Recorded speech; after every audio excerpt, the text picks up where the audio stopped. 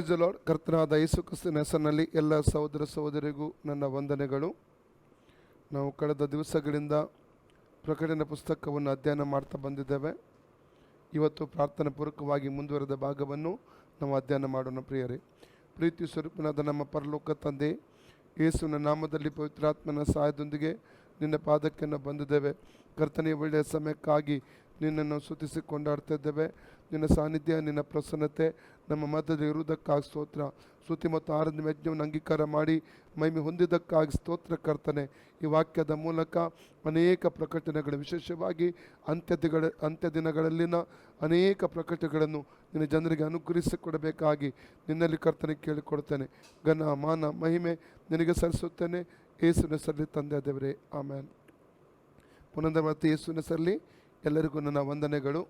ನಾವು ಪ್ರಕಟಣೆ ಪುಸ್ತಕವನ್ನು ಅಧ್ಯಯನ ನಾವು ಮಾಡ್ತಾ ಬಂದಿದ್ದೇವೆ.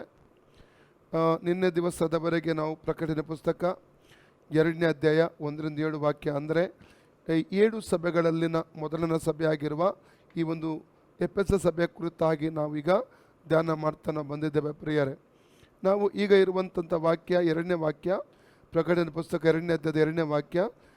ಆ ವಾಕ್ಯವನ್ನು ಓದಿಕೊಳ್ಳುವ ನಾವು. ಅದರಲ್ಲಿ ದೇವರು ಯೇಸು ಸ್ವಾಮಿ ಸ್ಪಷ್ಟವಾಗಿ ಸಭೆಗಳನ್ನು ಉದ್ದೇಶಿಸಿ ತನ್ನ ಮಾತುಗಳನ್ನು ಹೇಳುವಾಗ ಈ ಎಫೆಸ ಸಭೆಯಲ್ಲಿದ್ದಂಥ 6 ಒಳ್ಳೆಯ ಸಂಗತಿಗಳ ಕುರಿತಾಗಿ ಹೇಳಿಕೊಂಡು ಪ್ರೋತ್ಸಾಹಿಸುವಂಥದ್ದನ್ನು ಇಲ್ಲಿ ನಾವು ಕಾಣ್ತೇವೆ. ನಾವು ಓದುವ 2 ಮತ್ತು 3ನೇ ವಾಕ್ಯ. ನಿನ್ನ ಕೃತ್ಯಗಳನ್ನು, ಪ್ರಯಾಸವನ್ನು, ತಾಳ್ಮೆಯನ್ನು ಬಲ್ಲೆನು. ನೀನು ದುಷ್ಟರನ್ನು ಸಹಿಸಲಾರಿ. ಅಪೊಸ್ತಲರಲ್ಲದಿದ್ದರೂ ತಮ್ಮನ್ನು ಅಪೊಸ್ತಲರೆಂದು ಹೇಳಿಕೊಳ್ಳುವವರನ್ನು ನೀನು ಪರೀಕ್ಷಿಸಿ ಅವರನ್ನು ಸುಳ್ಳುಗಾರರೆಂದು ಕಂಡುಕೊಂಡಿ.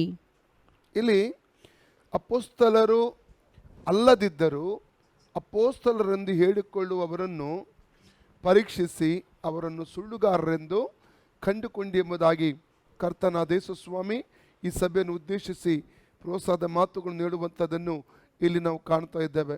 ಹೌದು ಪ್ರಿಯರೇ, ಇವತ್ತು ಈ ಕೊನೆಯ ದಿವಸಗಳಲ್ಲಿ ಕರ್ತನಾದ ಯೇಸು ಸ್ವಾಮಿ ಬಯಸುವಂಥ ಒಂದು ಮುಖ್ಯ ಸಂಗತಿ, ಸಭೆಗಳಲ್ಲಿ ವಿವೇಚನ ವರ ಇರಬೇಕೆಂಬುದಾಗಿ ಆತನು ಬಯಸುತ್ತಾನೆ. ಅಂದರೆ ಸತ್ಯಾತ್ಮಗಳನ್ನು ವಿವೇಚಿಸುವಂಥ ವರ ಆತನ ಸಭೆಗೆ ಕೊಟ್ಟಿದ್ದಾನೆ. ಈ ಒಂದು ವರ ಇರುವುದಾಗಿದ್ದರೆ ಮಾತ್ರ ನಾವು ಶತ್ರುವಿನ ತಂತ್ರಗಳಿಂದ, ಸೈತಾನನ ತಂತ್ರಗಳಿಂದ ನಾವು ತಪ್ಪಿಸಿಕೊಡುವುದಕ್ಕಾಗಿ, ನಾವು ಭದ್ರವಾಗಿ ಇರುವುದಕ್ಕೋಸ್ಕರವಾಗಿ ನಮಗೆ ಸಾಧ್ಯವಾಗುತ್ತದೆ. ನಾವು ಅನೇಕ ಸಂಗತಿ ಈ ವಾಕ್ಯದ ಮೂಲಕ ಕಲಿತಿದ್ದೇವೆ. ಸತ್ಯಾತ್ಮಗಳನ್ನು ವಿವೇಚಿಸುವಂಥ ವರದ ಕುರಿತು ಕಲಿತೆವು. ನಂತರವಾಗಿ 5 ಸೇವಾ ವರಗಳು ಎಫೆಸ 4:11 ವಾಕ್ಯದ ಆಧಾರದಲ್ಲಿ ಕಲಿತೆವು. ಈಗ ನಾವು ಕಲಿತಿರುವಂಥ ವಿಚಾರ ಹೇಗೆ 5 ಸೇವಾ ವರಗಳು ಎಫೆಸ 4:11 ಆಧಾರದಲ್ಲಿ ಹೊಸ ಒಡಂಬಡಿಕೆ ಸಭೆಗೆ ಇರುತ್ತದೋ ಅದೇ ರೀತಿಯಲ್ಲಿ 5 ಸುಳ್ಳು ಸೇವಾ ವರಗಳು, ಅಂದರೆ ಕೃತಕವಾದ ಸೇವಾ ವರಗಳು ಇದೆ ಎಂಬುದಾಗಿ ನಾವು ದೇವರ ವಾಕ್ಯದ ಆಧಾರದಲ್ಲಿ ನಾವು ಇವತ್ತು ಕಲಿತೇವೆ. ಇದು ನಮಗೆ ಕಂಡುಕೊಡುವುದಕ್ಕೆ ನಮಗೆ ಸಹಾಯ ಮಾಡುವಂಥದ್ದೇ ಸತ್ಯಾತ್ಮಗಳನ್ನು ವಿವೇಚಿಸುವಂಥ ಒಂದು ವರ. ನಾವು ಸತ್ಯಾತ್ಮಗಳನ್ನು ವಿವೇಚಿಸುವ ವರ ಇರಬೇಕು, ವಾಕ್ಯದ ಜ್ಞಾನ ಇರಬೇಕು, ನಮಗೆ ವಾಕ್ಯದ ಪ್ರಕಟಣೆ ನಮಗೆ ಇರಬೇಕು. ಆಗ ಮಾತ್ರ ನಮ್ಮನ್ನು ಯಾರು ಕೂಡ ವಂಚಿಸುವುದಕ್ಕೆ ಸಾಧ್ಯವಿಲ್ಲ. ನಿನ್ನೆ ದಿವಸದಲ್ಲಿ ನಾವು ಕಲಿತಿದ್ದೇವೆ ಸುಳ್ಳು ಪ್ರವಾದಿಗಳ ಕುರಿತಾಗಿ. ಈ ಸುಳ್ಳು ಪ್ರವಾದಿಗಳ ಕುರಿತಾಗಿ ಕೆಲವೊಂದು ವಿಚಾರಗಳನ್ನು ಕಲಿತಿದ್ದೇವೆ ಪ್ರಿಯರೇ. ಅಂದರೆ ಸತ್ಯವೇದದಲ್ಲಿ 5 ಸುಳ್ಳು ಸೇವೆಗಳನ್ನು ಕುರಿತು ನಾವು ಧ್ಯಾನ ಮಾಡ್ತಾ ಬಂದಿದ್ದೇವೆ. ಇದರಲ್ಲಿ ನಿನ್ನೆ ದಿವಸ ಸುಳ್ಳು ಪ್ರವಾದಿಗಳು, ಅದರ ನಂತರವಾಗಿ ನಿಜವಾದ ಪ್ರವಾದಿಗಳನ್ನೇ ಕಂಡುಕೊಳ್ಳುವುದೆಂಬುದಾಗಿ ಕೂಡ ನಿನ್ನೆ ದಿವಸ ನಾವು ಕಲಿತಾ ಇದ್ದೆವು. ಅದರಲ್ಲಿ ಸತ್ಯ ಪ್ರವಾದಿಗಳು ಆದಿಕಾಂಡದಿಂದ ಪ್ರಕಟಣೆವರೆಗಿರುವ ಅನೇಕರನ್ನು ಹೆಸರಿಸಿ ನಾವು ಕಲಿತಿದ್ದೇವೆ. ನಂತರವಾಗಿ ಈ ಕಲಿತಿರುವಂಥದ್ದು ಅಂದರೆ ಮತ್ತಾಯನ ಸುವಾರ್ತೆ 7:15-20 ವಾಕ್ಯದ ಆಧಾರದಲ್ಲಿ, ಅಂದರೆ ಅವರ ಫಲಗಳ ಮೂಲಕ ನೀವು ಅವರನ್ನು ಕಂಡುಕೊಳ್ಳುವಿರಿ ಎಂಬುದಾಗಿ ಕರ್ತನಾದ ಯೇಸು ಸ್ವಾಮಿ ಹೇಳಿರುವಂಥ ವಾಕ್ಯವನ್ನು ನಾವು ಧ್ಯಾನಿಸಿ ನಾವು 3 ಫಲಗಳನ್ನು ಈಗಾಗಲೇ ನಾವು ಧ್ಯಾನಿಸಿದ್ದೇವೆ. ಅದರಲ್ಲಿ 1ನೇ ಫಲ 1 ಸಾಮ್ಯಲ 12:1-5 ವಾಕ್ಯ, 1 ಸಾಮ್ಯಲ್ ಚಾಪ್ಟರ್ 12:1-5, ಅಂದರೆ ಯಥಾರ್ಥತ್ವವು, ನಿಷ್ಕಳಂಕತೆಯು, ಅಂದರೆ ಒಂದು ರೀತಿಯ ಒಂದು ನಿಷ್ಕಳಂಕತೆಯ ಒಂದು ಗುಣ, ಅಂದರೆ ನೀತಿಯ ಒಂದು ಮಾರ್ಗದಲ್ಲಿ ಜೀವಿಸುವಂಥ ಒಂದು ಗುಣ ಎಂಬುದಾಗಿ ನಾವು ಕಲಿತಿದ್ದೇವೆ. ಅಲ್ಲಿ ಸಾಮ್ಯಲನ ವಿಷಯದಲ್ಲಿ ನಾವು ಕಲಿತೇವೆ. ಎರಡನೇದಾಗಿ ನಾವು ಕಲಿತದ್ದು ನಿನ್ನೆ ದಿವಸದಲ್ಲಿ 1 ಸಾಮ್ಯಲ 15:35 ವಾಕ್ಯದಲ್ಲಿ ಪ್ರವಾದಿಗಳು ಆತ್ಮ ಭಾರವುಳ್ಳವರಾಗಿರುತ್ತಾರೆ. ಸತ್ಯ ಪ್ರವಾದಿಗಳು ಆತ್ಮ ಭಾರವುಳ್ಳವರಾಗಿ ತಮ್ಮ ಕಲಿತೆವು. ಮೂರನೇದಾಗಿ ನಿನ್ನೆ ಕಲಿತದ್ದು 1 ಅರಸು 17 ವಾಕ್ಯ, 1 King chapter 17 verses 1 ವಾಕ್ಯದ ಆಧಾರದಲ್ಲಿ ಪ್ರವಾದಿಗಳು ದೇವರ ಸಮ್ಮುಖದಲ್ಲಿ ಯಾವಾಗಲೂ ನಿಲ್ಲುವರಾಗಿರುತ್ತಾರೆ, ದೇವರ ಸಮ್ಮುಖದಲ್ಲಿ ಸಮಯವನ್ನು ಕಳೆಯುವರಾಗಿರುತ್ತಾರೆ ಎಂಬುದಾಗಿ ಕೂಡ ನಾವು ಈ 3 ವಿಷಯಗಳನ್ನು ನಿನ್ನೆ ದಿವಸ ಕಲಿತಿದ್ದೇವೆ. ಇವತ್ತು 4ನೇ ವಿಷಯಕ್ಕೆ ನಾವು ಹೋಗುತ್ತೇವೆ. 4ನೇದಾಗಿ ಸತ್ಯ ಪ್ರವಾದಿಗಳಲ್ಲಿದ್ದಂಥ ಇರುವಂಥ ಒಂದು ಗುಣಲಕ್ಷಣಗಳು. 1 ಅರಸು 18ನೇ ಅಧ್ಯಾಯದ 16ರಿಂದ 20ನೇ ವಾಕ್ಯ ಓದಿಕೊಳ್ಳುವ. ಅಂದರೆ ಆ ವ್ಯಕ್ತಿಗಳು ಅವರು ಯಾರಿಗೆ ದೇವರ ಆಲೋಚನೆಯನ್ನು ಹೇಳಬೇಕು, ಅದು ಪ್ರವಾದನೆ ಹೇಳಬೇಕು, ಆ ಮುಂದಿನ ವ್ಯಕ್ತಿಗಳು ಒಂದು ವೇಳೆ ಅವರು ಸಿಕ್ಕ ವ್ಯಕ್ತಿಗಳಾಗಿರ್ಬೋದು, ಪದವಿಯಲ್ಲಿ ಉನ್ನತ ವ್ಯಕ್ತಿಗಳಾಗಿರ್ಬೋದು, ಅವ್ರ ರಾಜ್ಯರುಗಳಾಗಿರ್ಬೋದು, ಮಂತ್ರಿಗಳಾಗಿರ್ಬೋದು, ಐಶ್ವರ್ಯವಂತರಾಗಿರ್ಬೋದು, ಬಡವರಾಗಿರ್ಬೋದು, ಎಂಥವರಾಗಿದ್ರೂ ಕೂಡ ಅವರು ಆಲೋಚನೆ ಹೇಳಿಯೇ ಹೇಳುತ್ತಾರೆ. ದೇವರು ಕೊಟ್ಟಂಥ ಆಲೋಚನೆಯನ್ನು ಅವರು ಹೇಳ್ತಾರೆ ಎಂಬುದಾಗಿ ನಾವು ನೋಡ್ತೇವೆ. ಓದುವ. ಓಬದ್ಯನು ಆಹಾಬನ ಬಳಿಗೆ ಹೋಗಿ ಅವನಿಗೆ ಈ ಮಾತನ್ನು ತಿಳಿಸಿದನು. ಆಹಾಬನು ಎಲೀಯನನ್ನು ಎದುರುಗೊಳ್ಳುವುದಕ್ಕಾಗಿ ಹೊರಟು ಹೋಗಿ ಅವನನ್ನು ಕಂಡ ಕೂಡಲೇ, ಇಸ್ರಾಯೇಲರಿಗೆ ಆಪತ್ತನ್ನು ಬರಮಾಡಿದವನೇ, ನೀನು ಬಂದೀಯಾ ಅಂದನು. ಅದಕ್ಕೆ ಅವನು ಅವರಿಗೆ, ಆಪತ್ತನ್ನು ಬರಮಾಡಿದವನು ನಾನಲ್ಲ, ಯೆಹೋವನ ಆಜ್ಞೆಗಳನ್ನು ಉಲ್ಲಂಘಿಸಿ ಬಾಳನ ವಿಗ್ರಹಗಳನ್ನು ಪೂಜಿಸಿದ ನೀನು ನಿನ್ನ ಮನೆಯವರು ಅದಕ್ಕೆ ಕಾರಣರು. ನೀನು ಈಗ ಎಲ್ಲ ಇಸ್ರಾಯೇಲರನ್ನು ಇಸಬೇಲಿನಿಂದ ಪೋಷಣೆ ಹೊಂದುವ ಬಾಳನ 450 ಮಂದಿ ಪ್ರವಾದಿಗಳನ್ನು, ಅಶೇರ ದೇವತೆಯ 400 ಮಂದಿ ಪ್ರವಾದಿಗಳನ್ನು ಕಾರ್ಮೆಲ್ ಬೆಟ್ಟಕ್ಕೆ ಕರೆಸು ಎಂದು ಹೇಳಿದನು. ಆಹಾಬನು ಇಸ್ರಾಯೇಲರನ್ನು ಎಲ್ಲ ಪ್ರವಾದಿಗಳನ್ನು ಅಲ್ಲಿಗೆ ಕರೆಸಿದನು. ಇಲ್ಲಿ ನಾವು ನೋಡುವಂಥದ್ದು, ಅಹಾಬನು ಆ ದಿನಮಾನಗಳಲ್ಲಿ ಇಸ್ರೇಲನ್ನು ಆಳುವಂಥ ಅರಸನಾಗಿದ್ದ. ಅವನು ಬಹು ದುಷ್ಟನಾಗಿದ್ದ. ಆದರೆ ಭಯಪಡದೆ ಧೈರ್ಯದೊಂದಿಗೆ ಹೋಗಿ ಅಹಾಬ ಅರಸನ ಮುಂದೆ ನಿಂತು ದೇವರ ಆಲೋಚನೆ ಹೇಳುವಂಥ ಪ್ರವಾದಿಯಾದ ಎಲಿಯನನ್ನು ಅಲ್ಲಿ ನಾವು ಕಾಣ್ತಾ ಇದ್ದೇವೆ. ಇನ್ನೊಂದು ವಿಚಾರ ಏನೆಂದರೆ ನೋಡಿ, ನಾವು ಅದೇ 18ನೇ ಅಧ್ಯಾಯದಲ್ಲಿ 12ರಿಂದ 15 ವಾಕ್ಯದವರೆಗೆ ಓದಿದ್ರೆ ಅಲ್ಲಿ ಸ್ಪಷ್ಟವಾಗಿ ಅಲ್ಲಿ ಆತನ ಉಗ್ರಾಣಿಕನಾದ ಒಬಾದ್ಯನು, ಅರಸನ ಉಗ್ರಾಣಿಕನಾದ ಒಬಾದ್ಯನು ಎಲಿಯ ಪ್ರವಾದಿಗೆ ಹೇಳ್ತಾ ಇದ್ದಾನೆ, ನಿನ್ನನ್ನು ಅರಸನು ಹುಡುಕದ ಸ್ಥಳಗಳಿಲ್ಲ. ಅಂದರೆ ಯಾವುದಕ್ಕಾಗಿ? ಅವನನ್ನು ಕೊಲ್ಲುವುದಕ್ಕೋಸ್ಕರವಾಗಿ. ಯಾಕೆ ಕೊಲ್ಲುವುದಕ್ಕಾಗಿ? ಕಾರಣ 1 ಅರಸು 17ನೇ ಅಧ್ಯಾಯ ನಾವು 1-2 ವಾಕ್ಯದ ಪ್ರಕಾರವಾಗಿ, ನಾನು ಹೇಳುವವರಿಗೆ ಮಳೆಯಾಗಲಿ ಮಂಜಾಗಲಿ ಬೀಳಬಾರ್ದೆಂಬುದಾಗಿ ಪ್ರವಾದಿಸಿದ್ದು ಎಲಿಯ ಪ್ರವಾದಿ ತನ್ನ ಸ್ವಂತ ಬುದ್ಧಿಯಿಂದಲ್ಲ, ಸ್ವಂತ ಜ್ಞಾನದಿಂದಲ್ಲ, ದೇವರಾತ್ಮನ ಪ್ರೇರೇಪಣೆಯಿಂದ. ಅದಕ್ಕೆ ಕಾರಣ ಈ ದೇವಜನರಾದ ಇಸ್ರಾಯೇಲ್ಯರು ಜೀವಿಸುವ ದೇವರಿಂದ ದೂರ ಹೋಗಿ ಅವರು ವಿಗ್ರಹಾರಾಧಕರಾಗಿದ್ದರು. ಬಾಳೆ ಮತ್ತು ಆಶೇರ ಎಂಬ ದೇವತೆಗಳನ್ನು ಅವರು ಪೂಜಿಸುತ್ತಾ ಇದ್ದರು. ಆದ ಕಾರಣ ದೇವರೇನು ಮಾಡ್ತಾನೆ, ಅಲ್ಲಿ ಮಳೆಯನ್ನು 3.5 ವರ್ಷ ತಡೆಯುವಂಥದ್ದು ನೋಡ್ತೇವೆ. ಈ ಮಳೆ ತಡೆಯಲ್ಪಟ್ಟಂಥ ಸಂದರ್ಭದಲ್ಲಿ ಏನಾಗ್ತದೆ, ಕೊನೆಯಲ್ಲಿ ಕರ್ಮೆಲ್ನ ಬೆಟ್ಟದಲ್ಲಿ ಏನೆಲ್ಲ ನಡೀತು ನಮಗೆ ಗೊತ್ತುಂಟು. ಅದಕ್ಕಾಗಿ ಈ ಮಳೆ ತಡೆದದ್ದು ಇದಕ್ಕೆ ಕಾರಣನು ದೇವರೆಂಬುದಾಗಿ ಆತನು ಒಪ್ತಾ ಇಲ್ಲ. ಇದಕ್ಕೆ ಕಾರಣ ಎಲಿಯನೆಂಬುದಾಗಿ ಆತನು ತಿಳಿದುಕೊಂಡು ಎಲಿಯನನ್ನು ಕೊಲ್ಲುವುದಕ್ಕಾಗಿ, ನಾಶ ಮಾಡುವುದಕ್ಕೋಸ್ಕರವಾಗಿ ಇಡೀ ದೇಶದಲ್ಲೆಲ್ಲ ಹುಡುಕಾಡುವುದನ್ನು ಅಲ್ಲಿ ನಾವು ಕಾಣಲಿಕ್ಕೆ ನಮಗೆ ಸಾಧ್ಯವಾಗುತ್ತದೆ.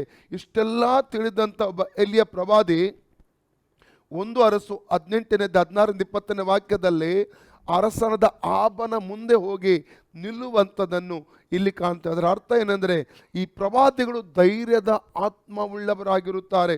ಅವ್ರು ಯಾರಿಗೂ ಭಯಪಡುವುದಿಲ್ಲ, ಯಾವ ಕೇಡಿಗೂ ಭಯಪಡುವುದಿಲ್ಲ. ಅದಕ್ಕೆ ದೇವರು ಯೆರೆಮೀಯನಿಗೆ ಒಂದು ಮಾತನ್ನು ಹೇಳಿದ. ಯೆರೆಮೀಯನ ಪುಸ್ತಕದಲ್ಲಿ ನಾವು 1ನೇ ಅಧ್ಯಾಯ 19-20 ವಾಕ್ಯ ಓದಿಕೊಳ್ಳೋಣ.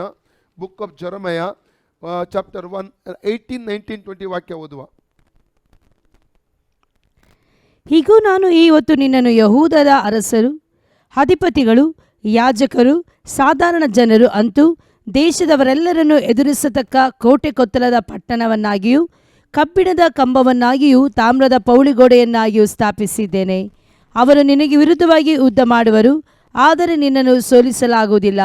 ನಿನ್ನನ್ನು ಉದ್ಧರಿಸಲು ನಾನೇ ನಿನ್ನೊಂದಿಗಿರುವೆನು. ಇದು ಯೆಹೋವನಾದ ನನ್ನ ಮಾತು. ಪ್ರವಾದಿಯ ಸೇವೆ ಎಂಬುದಾಗಿ ಹೇಳಬೇಕಾದ್ರೆ ಪ್ರಿಯರೇ, ಅದು ಒಂದು ಸುಲಭವಾದ ಕೆಲಸವಲ್ಲ. ದೇವರು ಆತನಿಗೆ ಏನೆಲ್ಲ ಆಲೋಚನೆ ಹೇಳ್ತಾನೆ ಅದನ್ನು ಆ ವ್ಯಕ್ತಿಗಳ ಮುಂದೆ, ಆ ಜನರ ಮುಂದುಗಡೆ ತಗೊಂಡು ಆತನು ಹೇಳಲೇಬೇಕು. ಅದಕ್ಕೆ ಪ್ರವಾದಿ ಅಂದರೆ ದೇವರ ಬಾಯಿ ಎಂಬುದಾಗಿ ಕೂಡ ಹೇಳ್ತಾರೆ. ಆದ ಕಾರಣ ಆತನು ಅನೇಕ ಸಮಸ್ಯೆ ಎದುರಿಸಬೇಕಾಗಿತ್ತು. ಯೆರೆಮೀಯನನ್ನು ಸೆರೆಮನೆಗೆ ಹಾಕುವಂಥದ್ದನ್ನು ಕೂಡ ನಾವು ಕಾಣಲಿಕ್ಕೆ ನಮಗೆ ಸಾಧ್ಯವಾಗುತ್ತದೆ. ಕಾರಣ ಈ ಪ್ರವಾದನೆ ನಿಮಿತ್ತವಾಗಿ, ಈ ಒಂದು ದೇವರಿಂದ ಬಂದಂಥ ಆಲೋಚನೆಯನ್ನು ಹೇಳಿದರ ನಿಮಿತ್ತವಾಗಿ ಆತನು ಸೆರೆಮನೆ ಕೂಡ ಹಾಕುವುದು ನೋಡ್ತೇವೆ. ಕೊನೆಗೆ ಯೆರೆಮೀಯ ಪ್ರವಾದಿ ಏನು ಹೇಳ್ತಾನೆ ಗೊತ್ತುಂಟು? ಯೆರೆಮೀಯ 20ನೇ ಅಧ್ಯಾಯದಲ್ಲಿ 7ರಿಂದ 9ನೇ ವಾಕ್ಯದಲ್ಲಿ ನಾವು ಓದ್ತೇವೆ, ದೇವರ ನಿನ್ನ ಸೇವೆ ಮಾಡುವಾಗ, ನಿನ್ನ ಆಲೋಚನೆ ಇಡುವಾಗ ನನಗೆ ಕಣ್ಣೀರು, ದುಃಖ, ವೇದನೆ, ವಿರೋಧ, ಅನೇಕ ನಿಂದನೆ, ಇದರಿಂದಾಗಿ ನಿನ್ನ ವಾರ್ತೆ ಇನ್ನೂ ಹೇಳುವುದಿಲ್ಲ, ನಿನ್ನ ವಾಕ್ಯ ಹೇಳುವುದಿಲ್ಲ ಎಂಬುದಾಗಿ ಸುಮ್ಮನೆ ಕೂತ್ಕೊಳ್ಳುವುದಾದರೆ ನನ್ನ ಒಳಗಡೆಯಿಂದ ಬೆಂಕಿ ಉರಿತಾ ಬರ್ತದೆ ಮತ್ತು ನಿನ್ನ ವಾರ್ತೆಯನ್ನು ಹೇಳಬೇಕಾಗುತ್ತದೆ ಎಂಬುದಾಗಿ ಅಲ್ಲಿ ಆತನು ಹೇಳುವಂತ ನೋಡ್ತೀವಿ. ಸಿಕ್ಕಿದ್ರೆ ಓದಿಯ ವಾಕ್ಯವನ್ನು. ಯೆಹೋವನೇ, ನೀನು ನನ್ನನ್ನು ಮರಳುಗೊಳಿಸಿದ್ದಿ, ನಾನು ಮರಳಾದೆನು. ನೀನು ನನಗಿಂತ ಬಲಿಷ್ಠನಾಗಿ ಗೆದ್ದುಕೊಂಡಿ. ನಾನು ಹಗಲೆಲ್ಲ ಗೇಲಿಗೆ ಗುರಿಯಾಗಿದ್ದೇನೆ. ಎಲ್ಲರೂ ನನ್ನನ್ನು ಅಣಕಿಸುತ್ತಾರೆ. ನಾನು ಮಾತನಾಡುವುದೆಲ್ಲ ಅರಚಾಟವೇ, ಬಲಾತ್ಕಾರವೇ, ಕೊಳ್ಳೆ ಎಂದೇ ಕೂಗಿಕೊಳ್ಳುತ್ತೇನೆ. ನಾನು ಸಾರುವ ಯೆಹೋವನ ವಾಕ್ಯವು ನನ್ನನ್ನು ಜನರ ದೂಷಣೆಗೂ ಪರಿಹಾಸ್ಯಕ್ಕೂ ಗುರಿ ಮಾಡಿದೆ. ನಾನು ಯೆಹೋವನ ವಿಷಯವನ್ನು ಪ್ರಕಟಿಸೆನು, ಆತನ ಹೆಸರಿನಲ್ಲಿ ಇನ್ನು ಮಾತಾಡೆನು ಎಂದುಕೊಂಡರೆ ಉರಿಯುವ ಬೆಂಕಿಯು ನನ್ನ ಎಲುಬುಗಳಲ್ಲಿ ಅಡಕವಾಗಿದೆಯೋ ಎಂಬಂತೆ ನನ್ನ ಹೃದಯದಲ್ಲಿ ಸಂಕಟವಾಗುತ್ತದೆ. ತಡೆದು ಆಯಾಸಗೊಂಡಿದ್ದೇನೆ, ಸಹಿಸಲಾರೆ. ನೋಡಿ, ಇಲ್ಲಿ ಆತನಿಗೆ ಸಾಧ್ಯವಾಗ್ತಾ ಇಲ್ಲ. ನಾನು ಇನ್ನೂ ಸುವಾರ್ತೆ ಹೇಳುವುದಿಲ್ಲ, ಇನ್ನು ದೇವರ ವಾಕ್ಯ ಹೇಳುವುದಿಲ್ಲ, ಪ್ರವಾದನೆ ಹೇಳುವುದಿಲ್ಲ, ಆಲೋಚನೆ ಹೇಳುತ್ತೆ. ಸುಮ್ಮನೆ ಕೂತ್ಕೊಳ್ಳುವಾಗ ಆ ಒಳಗಡೆಯಿಂದ ಒಂದು ಪ್ರೀತಿಯ ದೈವಿಕವಾದ ಬೆಂಕಿ ಅವನೊಳಗೆ ಒತ್ತಿಕೊಂಡು ಅದು ಅವನಿಗೆ ಪುನಃ ದೇವರ ಆಲೋಚನೆ ಹೇಳುವಾಗೆ, ಸೇವೆ ಮಾಡುವಾಗೆ ಮಾಡುವಂಥದ್ದನ್ನು ಇಲ್ಲಿ ನಾವು ಕಾಣಲಿಕ್ಕೆ ನಮಗೆ ಸಾಧ್ಯ. ಹಾಗಾದರೆ ಎಷ್ಟೇ ದೊಡ್ಡ ವ್ಯಕ್ತಿ ಇದ್ರು, ಅದು ರಾಜನಾಗಿರಲಿ, ಮಂತ್ರಿ ಆಗಿರಲಿ, ಐಶ್ವರ್ಯವಂತನಾಗಿರಲಿ, ಬಡವನಾಗಿರಲಿ, ಯಾರೇ ಆಗಿರಲಿ, ಆ ವ್ಯಕ್ತಿಗೆ ಆತನು ಆಲೋಚನೆಯನ್ನು ಅದನ್ನು ಹೇಳಲೇಬೇಕು. ನಾವು ಉದಾಹರಣೆಗೆ ದಾನಿಯೇಲನ ಪುಸ್ತಕ 4ನೇ ಅಧ್ಯಾಯ 19ರಿಂದ 22 ವಾಕ್ಯ, ಅಲ್ಲಿ ನೆಬೂಕದ್ನೆಚ್ಚರ ಅರಸನಿಗೆ ಇರುವಂಥ ಆಲೋಚನೆ ಮುಖದಾಕ್ಷಿಣ್ಯವಿಲ್ಲದೆ ಹೇಳುವಂಥದ್ದನ್ನು ಇಲ್ಲಿ ಕಾಣ್ತೇವೆ ನಾವು. ದಾನಿಯೇಲನ ಪುಸ್ತಕ 5ನೇ ಅಧ್ಯಾಯ 13ರಿಂದ 31ನೇ ವಾಕ್ಯದಲ್ಲಿ ದರ್ಯಾವೇಶ ಅರಸನಿಗೆ ಅವನಿಗಿರುವಂಥ ಆಲೋಚನೆಯನ್ನು ಸ್ಪಷ್ಟವಾಗಿ ಅಲ್ಲಿ ಹೇಳುವಂಥದ್ದನ್ನು ಇಲ್ಲಿ ನಾವು ಕಾಣಲಿಕ್ಕೆ ನಮಗೆ ಸಾಧ್ಯವಾಗುತ್ತದೆ ಪ್ರಿಯರೇ. ಹಾಗಾದರೆ ಪ್ರವಾದಿ ಮುಖದಾಕ್ಷಿಣ್ಯ ನೋಡದೆ ಒಬ್ಬ ವ್ಯಕ್ತಿಗೆ ಆತನು ಆಲೋಚನೆಯನ್ನು ಹೇಳುವಾತನಾಗಿರುತ್ತಾನೆ. ಮಸ್ಕ ಹೊಡೆಯುವುದಿಲ್ಲ ಯಾರಿಗೂ ಕೂಡ. ಅಂದರೆ ಅವರು ನನಗೆ ಒಳ್ಳೆಯದಾಗಿರಬೇಕು, ಅವರು ಅನ್ಯೋನ್ಯವಾಗಿರಬೇಕು, ನನ್ನೊಟ್ಟಿಗೆ ಒಳ್ಳೆಯದಾಗಿರಬೇಕು, ಅವರೊಟ್ಟಿಗೆ ಸಂಬಂಧ ಹೊಂದಿಕೊಳ್ಳಬೇಕು, ಅವರಿಂದ ನನಗೆ ಸಹಾಯ ಮಾಡಬೇಕು, ಅವರು ನನಗೆ ಎಂಬ ಉದ್ದೇಶದಿಂದ ಒಂದು ಮಸ್ಕ ಹಾಕುವಂಥ ಒಂದು ಸಂದೇಶವನ್ನು, ಆಲೋಚನೆಯನ್ನು ಅವ್ರು ತನ್ನ ಜನಗೆ ಹೇಳುವುದಿಲ್ಲ. ಅದು ಆ ಸಂದೇಶ ಒಳ್ಳೆಯ ಸಂದೇಶ ಆಗಿರಬಹುದು, ಕೆಲವೊಮ್ಮೆ ತಿದ್ದುವಂಥ ಸಂದೇಶ, ಖಂಡಿಸುವಂಥ ಸಂದೇಶ, ಎಚ್ಚರಿಸುವಂಥ ಸಂದೇಶ ಕೂಡ ಆಗಿರಬಹುದು. ಯಾವುದೇ ಸಂದೇಶವಾಗಿರಲಿ ಆತನು ಏನು ಮಾಡಬೇಕು? ಮುಖದಾಕ್ಷಿಣ್ಯ ನೋಡದೆ ಆತನು ಹೇಳಲೇಬೇಕಾಗಿರುತ್ತದೆ. ಇದು ಒಂದು ಪ್ರವಾದಿಯಲ್ಲಿರುವಂಥ ಒಂದು 4ನೇ ಒಂದು ಗುಣವಾಗಿದೆ ಪ್ರಿಯರೇ. 5ನೇದಾಗಿ ಪ್ರವಾದಿಯ ಒಂದು ಗುಣಲಕ್ಷಣ, 1 ಅರಸು 18ನೇ ಅಧ್ಯಾಯದಲ್ಲಿ 1 Kings chapter 18ನಲ್ಲಿ ನಾವು 21 to 40 ಓದುವುದಾದರೆ, ಹಿಂಜಾರಿ ಹೋದಂಥ ದೇವಜನರನ್ನು ಆತನು ತಿರುಗಿ ದೇವರ ಅನ್ಯೋನ್ಯತೆಗೆ ತರುವಾತನಾಗಿರುತ್ತಾನೆ. ತನ್ನ ಸೇವೆಯ ಮೂಲಕವಾಗಿ ಹಿಂಜಾರಿ ಹೋದಂತಹ ದೇವಜನರನ್ನು ದೇವರ ಅನ್ಯೋನ್ಯತೆಗೆ ತಿರುಗಿ ತರುವಾತನಾಗಿರುತ್ತೆ. ಅದಕ್ಕೆ ನಾನು ಹೇಳಿದ್ದು 1 Corinthians chapter 14ನಲ್ಲಿ 3-4, 1 Corinthians 14-3-4 ವಾಕ್ಯದಲ್ಲಿ ಓದುತ್ತೇವೆ. ಪ್ರವಾದನೆ 3 ಕಾರ್ಯಲ್ಲಿ ಮಾಡ್ತದೆ: ಭಕ್ತಿವೃದ್ಧಿ, ಸಂತೈಸುವಿಕೆ ಮತ್ತು ಪ್ರೋತ್ಸಾಹವನ್ನು ಉಂಟು ಮಾಡ್ತದೆ ಎಂಬುದಾಗಿ ಅಲ್ಲಿ ನಾವು ನೋಡ್ತೇವೆ. ಹಾಗಾದರೆ ಪ್ರವಾದಿಯ ಕೆಲಸ ಇಲ್ಲಿ ಹಿಂಜಾರಿ ಹೋದಂಥ ದೇವಜನರು ಅಲ್ಲಿ ಕರ್ಮೇಲಿನ ಬೆಟ್ಟದಲ್ಲಿ ಪರಲೋಕದಿಂದ ಬೆಂಕಿ ಆ ಯಜ್ಞವೇದಿಯಲ್ಲಿ ಇಳಿದುವಂಥ ದಹಿಸುವಂಥ ಸಂದರ್ಭದಲ್ಲಿ ಅವರು ಯೆಹೋವನೇ ದೇವರೆಂಬುದಾಗಿ 36ರಿಂದ 39 ವಾಕ್ಯ, 1 ಅರಸು 18 36ರಿಂದ 39 ವಾಕ್ಯದಲ್ಲಿ ಓದಲಿಕ್ಕೆ ನಮಗೆ ಸಾಧ್ಯವಾಗುತ್ತದೆ. ಸಿಕ್ಕಿದ್ರೆ ಓದಿ ವಾಕ್ಯವನ್ನು. ಸಂಧ್ಯಾ ನೈವೇದ್ಯದ ಹೊತ್ತಿಗೆ ಪ್ರವಾದಿಯಾದ ಎಲಿಯನು ವೇದಿಯ ಹತ್ತಿರ ಬಂದು, ಅಬ್ರಾಮ್, ಇಸಾಕ್, ಇಸ್ರಾಯೇಲರ ದೇವರೇ ಯೆಹೋವನೇ, ನೀನೊಬ್ಬನೇ ಇಸ್ರಾಯೇಲರ ದೇವರಾಗಿರುತ್ತಿ ಎಂಬುದನ್ನು, ನಾನು ನಿನ್ನ ಸೇವಕನಾಗಿರುತ್ತೇನೆಂಬುದನ್ನು, ಇದನ್ನೆಲ್ಲ ನಿನ್ನ ಅಪ್ಪಣೆಯ ಮೇರೆಗೆ ಮಾಡಿದ್ದೇನೆಂಬುದನ್ನು ಈವತ್ತು ತೋರಿಸಿಕೊಡು. ಕಿವಿಗೊಡು ಯೆಹೋವನೇ, ಕಿವಿಗೊಡು. ಯೆಹೋವನಾದ ನೀನೊಬ್ಬನೇ ದೇವರು. ಈ ಜನರ ಮನಸ್ಸು ನಿನ್ನ ಕಡೆಗೆ ತಿರುಗಿಸಿಕೊಳ್ಳುವವನು ಆಗಿರುತ್ತಿ ಎಂಬುದನ್ನು ಇವರಿಗೆ ತಿಳಿಯಪಡಿಸು ಎಂದು ಪ್ರಾರ್ಥಿಸಿದನು. ಕೂಡಲೇ ಯೆಹೋವನ ಕಡೆಯಿಂದ ಬೆಂಕಿ ಬಿದ್ದು ಯಜ್ಞ ಮಾಂಸವನ್ನು, ಕಟ್ಟಿಗೆ, ಕಲ್ಲು, ಮಣ್ಣುಗಳನ್ನು ದಹಿಸಿಬಿಟ್ಟು ಕಾಲುವೆಯಲ್ಲಿದ್ದ ನೀರನ್ನೆಲ್ಲ ಹೀರಿಬಿಟ್ಟಿತು. ಜನರೆಲ್ಲರೂ ಅದನ್ನು ಕಂಡು ಬೋರಲು ಬಿದ್ದು, ಯೆಹೋವನೇ ದೇವರು, ಯೆಹೋವನೇ ದೇವರು ಎಂದು ಕೂಗಿದರು. ಆಮೆನ್. ಇಲ್ಲಿ ಯೆಹೋವನೇ ದೇವರು ಎಂಬುದಾಗಿ ಕೂಗಿ ಅವರು ಪುನಃ ಮಾನಸಾಂತರಪಟ್ಟು ದೇವರ ಅನ್ಯೋನ್ಯತೆಗೆ ಬರುವಂಥದ್ದನ್ನು ಇಲ್ಲಿ ನಾವು ಕಾಣ್ತಾ ಇದ್ದೇವೆ ಪ್ರಿಯರೇ. ಹಾಗಾದರೆ ಐದನೇದಾಗಿ ಹಿಂಜಾರಿ ಹೋದಂಥ ದೇವಜನರನ್ನು ಈ ಪ್ರವಾದಿ ತನ್ನ ಸೇವೆ ಮೂಲಕವಾಗಿ ತಿರುಗಿ ದೈವಿಕವಾದ ಅನ್ಯೋನ್ಯತೆಗೆ ಆತ ತರುವಾತನಾಗಿರ್ತಾನೆಂಬುದಾಗಿ ಇಲ್ಲಿ ನಾವು ಐದನೇದಾಗಿ ನಾವು ತಿಳ್ಕೊಳ್ತೇವೆ. ಆರನೇದಾಗಿ 1 ಅರಸು 22ನೇ ಅಧ್ಯಾಯ 7ರಿಂದ 23 ವಾಕ್ಯದವರೆಗೆ ಓದುವುದಾದರೆ ಪ್ರವಾದಿಯಲ್ಲಿ ಒಂದು ಧೈರ್ಯದ ಆತ್ಮ ಇರುತ್ತದೆ. ಅದಕ್ಕೆ ಉದಾಹರಣೆಗೆ ಹೇಳ್ತಾನೆ, 6ನೇ ವಾಕ್ಯದಲ್ಲಿ 1 King chapter 22:6 ಒಂದು 400 ಪ್ರವಾದಿಗಳ ಒಂದು ಗುಂಪು ಆ ದಿನಮಾನಗಳಲ್ಲಿ ಇರುವಂಥದ್ದನ್ನು ಅಲ್ಲಿ ಕಾಣ್ತಾ ಇದ್ದೇವೆ. ಈ 400 ಪ್ರವಾದಿಗಳು ಅಹಾಬನು ಯುದ್ಧಕ್ಕೆ ಹೋಗುವುದಕ್ಕಿಂತ ಮುಂಚೆ ಆತನಿಗೆ ಒಳ್ಳೆ ವಾರ್ತೆಯನ್ನು ಕೊಡ್ತಾ ಇದ್ದಾರೆ. ನಿನಗೆ ಶುಭವಾಗುತ್ತದೆ, ನೀ ಇರಿದು ಬರ್ತಿ, ಕೊಂಬನ್ನು ಇರಿದು ಬರ್ತಿ, ಹಾಗೆ ಮಾಡ್ತಿ, ಹೀಗೆ ಮಾಡ್ತಿ, ನಿನಗೆ ಜಯ ಸಿಗುತ್ತದೆ ಎಂಬುದಾಗಿ ಹೇಳಿ ಒಳ್ಳೆಯ ಒಂದು ವಾರ್ತೆ ಹೇಳ್ತಾ ಇದ್ದಾರೆ. ಆದರೆ ಇಲ್ಲಿ ಮಿಕಾಯಹು ಎಂಬುದಾಗಿ ಹೇಳುವ ಒಬ್ಬ ಸತ್ಯ ಪ್ರವಾದಿಯನ್ನು ಕರೆಸಲ್ಪಟ್ಟಾಗ ಆತನು ಅಲ್ಲಿ ಇರುವ ರೀತಿಯ ಒಂದು ಸತ್ಯ ಸಂದೇಶವನ್ನು ಕೊಡುವಂತ ನೋಡ್ತೇವೆ. ಅದಕ್ಕೆ ಕಾರಣ ಸುಳ್ಳಿನ ಆತ್ಮ ಪ್ರವಾದಿಗಳಲ್ಲಿ ಇರುವಂಥದ್ದನ್ನು ಕಾಣ್ತಾ ಇದ್ದೇವೆ. ಸುಳ್ಳಿನ ಆತ್ಮ ಪರಲೋಕದಿಂದಲೇ ಸುಳ್ಳು ಆತ್ಮ ಅವರೊಳಗೆ ಸೇರುವಂಥದ್ದು. ಇದಕ್ಕೆ ಒಂದು ಕಾರಣ ಅನೇಕರು ಕೇಳ್ಬೋದು, ಯಾಕೆ ಸುಳ್ಳಿನ ಆತ್ಮ ದೇವರು ಅವರ ಮೇಲೆ ಕಳಿಸಿದ ಎಂಬುದಾಗಿ ಕೆಲವರ ಪ್ರಶ್ನೆ ಕೂಡ ಇರ್ಬೋದು. ಅದಕ್ಕೆ ಒಂದು ಕಾರಣ, ದೇವರಿಗೆ ಅಹಾಬನು ನಾಶವಾಗುವುದು ದೇವರಿಗೆ ಬೇಕಾಗಿತ್ತು. ಕಾರಣ 1 ಅರಸು 21ನೇ ಅಧ್ಯಾಯ ನೀವು ಓದಿದ್ರೆ ಗೊತ್ತಾಗ್ತದೆ. ಅಹಾಬನು ಏನು ಮಾಡ್ತಾನೆ, ತನ್ನ ಹೆಂಡತಿ ಯೆಜಬೇಲಳ ಮೂಲಕ ನಾಬೋತನ ಹೊಲವನ್ನು ಒಂದು ವಂಚನೆಯಿಂದಾಗಿ ಅವನನ್ನು ಸುಳ್ಳು ಸಾಕ್ಷಿ ಹೇಳಿಸಿ ಕೊಂದು ಹಾಕಿ ಆ ಹೊಲವನ್ನು ವಶಪಡಿಸಿಕೊಳ್ಳುತ್ತಾನೆ. ಅದರಿಂದಾಗಿ ಅಲ್ಲಿ ಎಲಿಯ ಪ್ರವಾದಿಯ ಮೂಲಕ ದೇವರು ಅವನಿಗೆ ಒಂದು ಶಾಪವನ್ನು ಮುಂತಿಡಿಸುತ್ತಾರೆ. ಅಂದರೆ ಯಾವ ರೀತಿ ಅವನಿಗೆ ಸಾವು ಬರಲಿಕ್ಕಿದೆ, ಅವನ ಸಂತತಿ ಹೇಗೆ ನಾಶ ಆಗಲಿಕ್ಕಿದೆ ಎಂಬುದಾಗಿ ಹೇಳುವ ಶಾಪದ ಮಾತುಗಳನ್ನು ಅಲ್ಲಿ ಎಲಿಯ ಪ್ರವಾದಿಯ ಮೂಲಕ ದೇವರು ಹೇಳಿಸುವಂತ ನೋಡ್ತೇವೆ. ಆ ಒಂದು ವಾಗ್ದಾನವು ನೆರವೇರಬೇಕಾಗಿತ್ತು. ಆ ವಾಗ್ದಾನ ನೆರವೇರೋದಕ್ಕೋಸ್ಕರವಾಗಿ ದೇವರೇನು ಮಾಡ್ತಾನೆ, ಆ ಒಂದು ಸುಳ್ಳು ಆತ್ಮಗಳಿಗೆ ಅಲ್ಲಿ ಅನುಮತಿಸುತ್ತಾನೆ, ಅಲೌ ಮಾಡುವುದನ್ನು 400 ಪ್ರವಾದಿಗಳಲ್ಲಿ ನಾವು ನೋಡ್ತಾ ಇದ್ದೇವೆ. ಅದು ಓದುವ ನಾವು 1 ಅರಸು 22ನೇ ಅಧ್ಯಾಯ 6ನೇ ವಾಕ್ಯದಿಂದಲೇ ಓದುವ. 400 ಪ್ರವಾದಿಗಳು ಹೇಗೆ ಹೇಳ್ತಾರೆ ಎಂಬುದಾಗಿ ನಾನು ನೋಡುವ.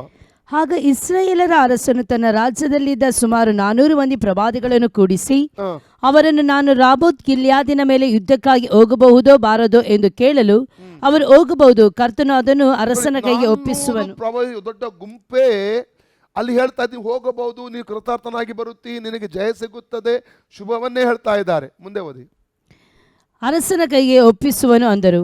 ಆದರೆ ಯೋಷಾಫಾಟನು ಇಸ್ರಾಯೇಲರ ಅರಸನನ್ನು, ಯೆಹೋವನ ಪ್ರವಾದಿಗಳಲ್ಲಿ ಇವರ ಹೊರತಾಗಿ ನಾವು ವಿಚಾರಿಸಬಹುದಾದ ಬೇರೆ ಪ್ರವಾದಿ ಇರುವುದಿಲ್ಲವೋ ಎಂದು ಕೇಳಲು ಅವನು, ನಮಗೋಸ್ಕರ ಯೆಹೋವನ ಸನ್ನಿಧಿಯಲ್ಲಿ ವಿಚಾರಿಸಬಲ್ಲವನಾದ ಇನ್ನೊಬ್ಬ ಪ್ರವಾದಿ ಇರುತ್ತಾನೆ, ಅವನು ಇಮ್ಲನ ಮಗನಾದ ಮೀಕಾಯೆಹು ಎಂಬುವನು.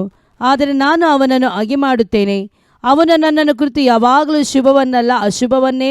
ಕಾರಣ, ಈ ಅರಸನು ದುಷ್ಟನಾಗಿದ್ದ, ಅಹಾಬನು ದುಷ್ಟ ವ್ಯಕ್ತಿಯಾಗಿದ್ದ. ಅದಕ್ಕೆ ಅವನು ಖಂಡಿಸ್ತಾನೇ ಇದ್ದ. ಅವನು ಏನೇನು ಮಾಡ್ತಾ ಇದ್ದ ಅದನ್ನು ಓಪನ್ ಆಗಿ ಅವ್ರಿಗೆ ಹೋಗಿ ಅವನಿಗೆ ಹೇಳ್ತಾ ಇದ್ದ, ದೇವರ ಸಂದೇಶವನ್ನು ಕೊಡ್ತಾ ಇದ್ದ. ಅದಕ್ಕಾಗಿ ಅವನು ಅಹಾಬನು ಈ ಮಿಕಾಯೆಹುವನ್ನು ಇಷ್ಟಪಡ್ತಾ ಇರಲಿಲ್ಲ ಎಂಬುದಾಗಿ ಇಲ್ಲಿ ಕಾಣಲಿಕ್ಕೆ ನಮಗೆ ಸಾಧ್ಯ. ಮುಂದೆ ಓದಿ. ಅಶುಭವನ್ನೇ ಮುಂತಿಳಿಸುತ್ತಾನೆ ಎಂದು ಉತ್ತರ ಕೊಟ್ಟನು. ಅದಕ್ಕೆ ಯೆಹೋಷಾಫಾಟನು, ಅರಸನು ಆಗನ್ನದಿರಲಿ ಅಂದನು. ಆಗ ಇಸ್ರಾಯೇಲರ ಅರಸನು ಒಬ್ಬ ಕಂಚುಕಿಯನ್ನು ಕರೆದು ಅವನಿಗೆ, ಬೇಗ ಹೋಗಿ ಹಿಮ್ಲನ ಮಗನಾದ ಮೀಕಾಯೆಹುವನ್ನು ಕರೆದುಕೊಂಡು ಬಾ ಎಂದು ಆಜ್ಞಾಪಿಸಿದನು. ಇಸ್ರಾಯೇಲರ ಅರಸನು ಯಹೂದ್ಯರ ಅರಸನಾದ ಯೆಹೋಷಾಫಾಟನು ರಾಜವಸ್ತ್ರಗಳನ್ನು ಧರಿಸಿಕೊಂಡು ಸಮಾರ್ಯದ ಪಟ್ಟಣದ ಹೆಬ್ಬಾಗಿಲಿನ ಹತ್ತಿರ ಇರುವ ಬಯಲಿನಲ್ಲಿ ತಮ್ಮ ತಮ್ಮ ಆಸನಗಳ ಮೇಲೆ ಕೂತುಕೊಂಡಿರಲು ಎಲ್ಲ ಪ್ರವಾದಿಗಳು ಅವರ ಮುಂದೆ ಪರವಶವಾಗಿ ಮಾತನಾಡುತ್ತಾ ಇದ್ದರು. ಅವರಲ್ಲಿ ಕೇನನ ಮಗನಾದ ಚಿದ್ಕೀಯ ಎಂಬುವನು ಕಬ್ಬಿಣದ ಕೊಂಬುಗಳನ್ನು ಮಾಡಿಸಿ ತಲೆಗೆ ಕಟ್ಟಿಕೊಂಡು ಬಂದು, ಕೊಂಬುಗಳಿಂದಲೋ ಎಂಬಂತೆ ನೀನು ಅರಾಮ್ಯರನ್ನು ಇರಿದು ಕೊಂದು ಹಾಕುವಿ ಅಂದನು. ಉಳಿದ ಪ್ರವಾದಿಗಳು ಇದೇ ಥರ ಮಾತುಗಳನ್ನು ನುಡಿದು, ರಾಮೋತಿನ ಗಿಲ್ಯಾದಿಗೆ ಹೋಗು, ನೀನು ಕೃತಜ್ಞನಾಗಿ ಬರುವಿ, ಯೆಹೋವನು ಅದನ್ನು ಅರಸನ ಕೈಗೆ ಒಪ್ಪಿಸುವನು ಅಂದನು. ಮಿಕಾಯೆಹು ಅವನನ್ನು ಕರೆಯುವುದಕ್ಕೆ ಹೋದ ದೂತನು ಅವನಿಗೆ, ಎಲ್ಲ ಪ್ರವಾದಿಗಳು ಏಕಮನಸ್ಸಿನಿಂದ ಅರಸನಿಗೆ ಶುಭವನ್ನೇ ಮುಂತಿಳಿಸುತ್ತಿರುತ್ತಾರೆ, ದಯವಿಟ್ಟು ನೀನು ಅವರಂತೆ ಶುಭವನ್ನೇ ಮುಂತಿಳಿಸು ಎಂದು ಹೇಳಿದನು. ಅದಕ್ಕೆ ಮಿಕಾಯೆಹು, ಯೆಹೋವನಾಣೆ, ಯೆಹೋವನು ಹೇಳುವುದನ್ನೇ ನುಡಿಯುತ್ತೇನೆ ಎಂದು ಉತ್ತರ ಕೊಟ್ಟನು. ಏನ್ ಹೇಳ್ತಿದ್ದಾನೆ? ಯೆಹೋವನಾಣೆ, ಯೆಹೋವನು ಏನ್ ಹೇಳ್ತಾನೋ ಅದನ್ನೇ ನಾನು ಹೇಳ್ತೇನೆ ಎಂಬುದಾಗಿ ಆತನು ಹೇಳುವಂತದ್ದನ್ನು ಇಲ್ಲಿ ಕಾಣ್ತೇವೆ. ಮುಂದೆ ಓದಿ. ಅವನು ಅರಸನ ಬಳಿಗೆ ಬಂದಾಗ ಅರಸನು, ಮೀಕಾಹೇವೆ, ನಾವು ರಾಮೋತ್ ಗಿಲ್ಯಾದಿನ ಮೇಲೆ ಯುದ್ಧಕ್ಕಾಗಿ ಹೋಗಬಹುದೋ ಬಾರದು ಎಂದು ಕೇಳಲು ಅವನು, ಹೋಗಬಹುದು, ಕೃತಜ್ಞನಾಗಿ ಬರುವಿ, ಯೆಹೋವನು ಪಟ್ಟಣವನ್ನು ಅರಸನ ಕೈಗೆ ಒಪ್ಪಿಸುವನು ಎಂದು ಹೇಳಿದನು. ಆಗ ಅರಸನು ಅವನಿಗೆ, ಸತ್ಯವನ್ನೇ ತಿಳಿಸಬೇಕೆಂದು ಯೆಹೋವನ ಹೆಸರಿನಲ್ಲಿ ನಿನ್ನಿಂದ ಎಷ್ಟು ಸಾರಿ ಪ್ರಮಾಣ ಮಾಡಿಸಬೇಕು ಅನ್ನಲು ಅವನು, ಇಸ್ರಾಯೇಲರೆಲ್ಲರೂ ಕುರುಬನಿಲ್ಲದ ಕುರಿಗಳಂತೆ ಬೆಟ್ಟಗಳಲ್ಲಿ ಚದರಿ ಹೋದದ್ದನ್ನು ಕಂಡೆನು. ಆಗ ಯೆಹೋವನು, ಇವರು ಒಡೆಯನಿಲ್ಲದವರಾಗಿರುತ್ತಾರೆ, ಸಮಾಧಾನದಿಂದ ತಮ್ಮ ತಮ್ಮ ಮನೆಗಳಿಗೆ ಹೋಗಲಿ ಅಂದನು ಎಂಬುದಾಗಿ ಉತ್ತರ ಕೊಟ್ಟನು. ಆಗ ಇಸ್ರಾಯೇಲರ ಅರಸನು ಯೆಹೋಷಾಫಾಟನಿಗೆ, ಇವನು ನನಗೆ ಯಾವಾಗಲೂ ಶುಭವನ್ನಲ್ಲ ಅಶುಭವನ್ನೇ ಮುಂತಿಳಿಸುತ್ತಾನೆಂದು ನಾನು ನಿನಗೆ ಹೇಳಲಿಲ್ಲವೋ ಅಂದನು. ಅದಕ್ಕೆ ಮೀಕಾಹೇವು, ಅದಿರಲಿ, ಯೆಹೋವನ ವಾಕ್ಯವನ್ನು ಕೇಳು. ಯೆಹೋವನು ತನ್ನ ಸಿಂಹಾಸನದ ಮೇಲೆ ಕೂತುಕೊಂಡದ್ದನ್ನು, ಪರಲೋಕ ಸೈನ್ಯಗಳು ಆತನ ಎಡಬಲಗಡೆಯಲ್ಲಿ ನಿಂತದ್ದನ್ನು ಕಂಡೆನು. ಯೆಹೋವನು ತನ್ನ ಹತ್ತಿರ ನಿಂತವರನ್ನು ಅಹಾಬನು ಹತನಾಗಿ ಬೀಳುವಂತೆ ಅವನನ್ನು ರಾಮೋತ್ ಗಿಲ್ಯಾದಿನ ಯುದ್ಧಕ್ಕೆ ಯಾರು ಪ್ರೇರೇಪಿಸಿರಿ ಎಂದು ಕೇಳಿದಾಗ ಒಬ್ಬನು ಈ ಥರವಾಗಿಯೂ ಇನ್ನೊಬ್ಬನು ಆ ಥರವಾಗಿಯೂ ಉತ್ತರ ಕೊಟ್ಟರು. ಕಡೆಯಲ್ಲಿ ಒಂದು ಆತ್ಮವು ಯೆಹೋವನ ಮುಂದೆ ಬಂದು ನಿಂತು ಆತನಿಗೆ, ನಾನು ಹೋಗಿ ಅವನನ್ನು ಪ್ರೇರೇಪಿಸುವೆನು ಅಂದಿತು. ಹೇಗೆ ಪ್ರೇರೇಪಿಸುವಿ ಎಂದು ಯೆಹೋವನು ಕೇಳಲು, ಅದು ನಾನು ಅಸತ್ಯವನ್ನಾಡುವ ಆತ್ಮವಾಗಿ ಅವನ ಎಲ್ಲ ಪ್ರವಾದಿಗಳಲ್ಲಿ ಸೇರುವೆನು ಎಂದು ಉತ್ತರ ಕೊಟ್ಟಿತು. ಆಗ ಆತನು ಅದಕ್ಕೆ, ಹೋಗಿ ಅದರಂತೆ ಮಾಡು. ನೋಡಿ, ಇಲ್ಲಿ ಇನ್ನೊಂದು ವಿಷಯ, ಈ ಸುಳ್ಳಿನ ಆತ್ಮ ಯಾರ ಒಳಗಡೆ, ಸತ್ಯ ಪ್ರವಾದಿಗಳ ಬಳಿಗೆ ಖಂಡಿತವಾಗಿ ಬರಲ್ಲ. ಯಾರ ಜೀವಿತದಲ್ಲಿ ಪರಿಶುದ್ಧತೆ ಇಲ್ಲವೋ, ನೀತಿಯ ಜೀವಿತ ಇಲ್ಲವೋ, ಭಕ್ತಿಯ ಜೀವಿತ ಇಲ್ಲವೋ, ದೇವರೊಟ್ಟಿಗೆ ಸರಿಯಾದ ಅನ್ಯೋನ್ಯತೆ ಇಲ್ಲವೋ, ಪಾಪದಲ್ಲಿ ಜೀವಿಸ್ತಾ ಇದ್ದೋ ರಹಸ್ಯವಾದ ಅಂಥ ಪ್ರವಾದಿಗಳ ಒಳಗಡೆ ಸೇರಿ ಸುಳ್ಳು ಪ್ರವಾದನೆಗಳು ಬರುವ ಹಾಗೆ ಮಾಡ್ತಾರೆ. ನಿನ್ನೆ ದಿವಸ ನಾವು ಕಲಿತಿದ್ದೇವೆ, ಯೆರೆಮೀಯ 23:13 ವಾಕ್ಯದಲ್ಲಿ ಬಾಳ್ ದೇವತೆಯ ಒಂದು ಆತ್ಮ ಪ್ರೇರಣೆಯಿಂದ ಸುಳ್ಳು ಪ್ರವಾದಿಸುವಂಥದ್ದು ಮತ್ತು ಸಿಕ್ಕಿದ್ರೆ ಓದಿ ವಾಕ್ಯವನ್ನು ಅಲ್ಲೊಂದು ಬರಲಿಟ್ಟು.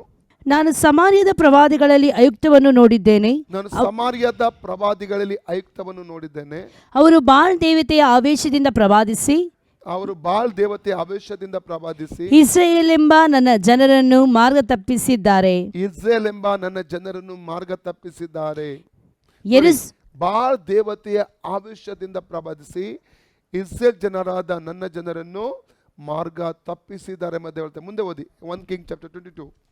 ನಾನು ಅಸತ್ಯವನ್ನಾಡುವ ಆತ್ಮವಾಗಿ ಅವರ ಎಲ್ಲ ಪ್ರವಾದಿಗಳನ್ನು ಸೇರುವೆನು ಎಂದು ಉತ್ತರ ಕೊಟ್ಟಿತು. ಆಗ ಆತನು ಅದಕ್ಕೆ, ಹೋಗಿ ಅದರಂತೆ ಮಾಡು, ಅವನನ್ನು ಪ್ರೇರಿಸಿ ಸಫಲನಾಗುವಿ ಅಂದನು. ನೋಡು, ಯೆಹೋವನು ನಿನ್ನ ವಿಷಯದಲ್ಲಿ ಕೇಡು ನುಡಿದು ನಿನ್ನ ಎಲ್ಲ ಪ್ರವಾದಿಗಳಲ್ಲಿ ಅಸತ್ಯವನ್ನಾಡುವ ಆತ್ಮವನ್ನು ಕಳಿಸಿದ್ದಾನೆ ಎಂದು ಹೇಳಿದನು. ಆಗ ಕೇನನ ಮಗನಾದ ಚಿದ್ಕೀಯನು ಇಲ್ಲಿ ಸಾಕು.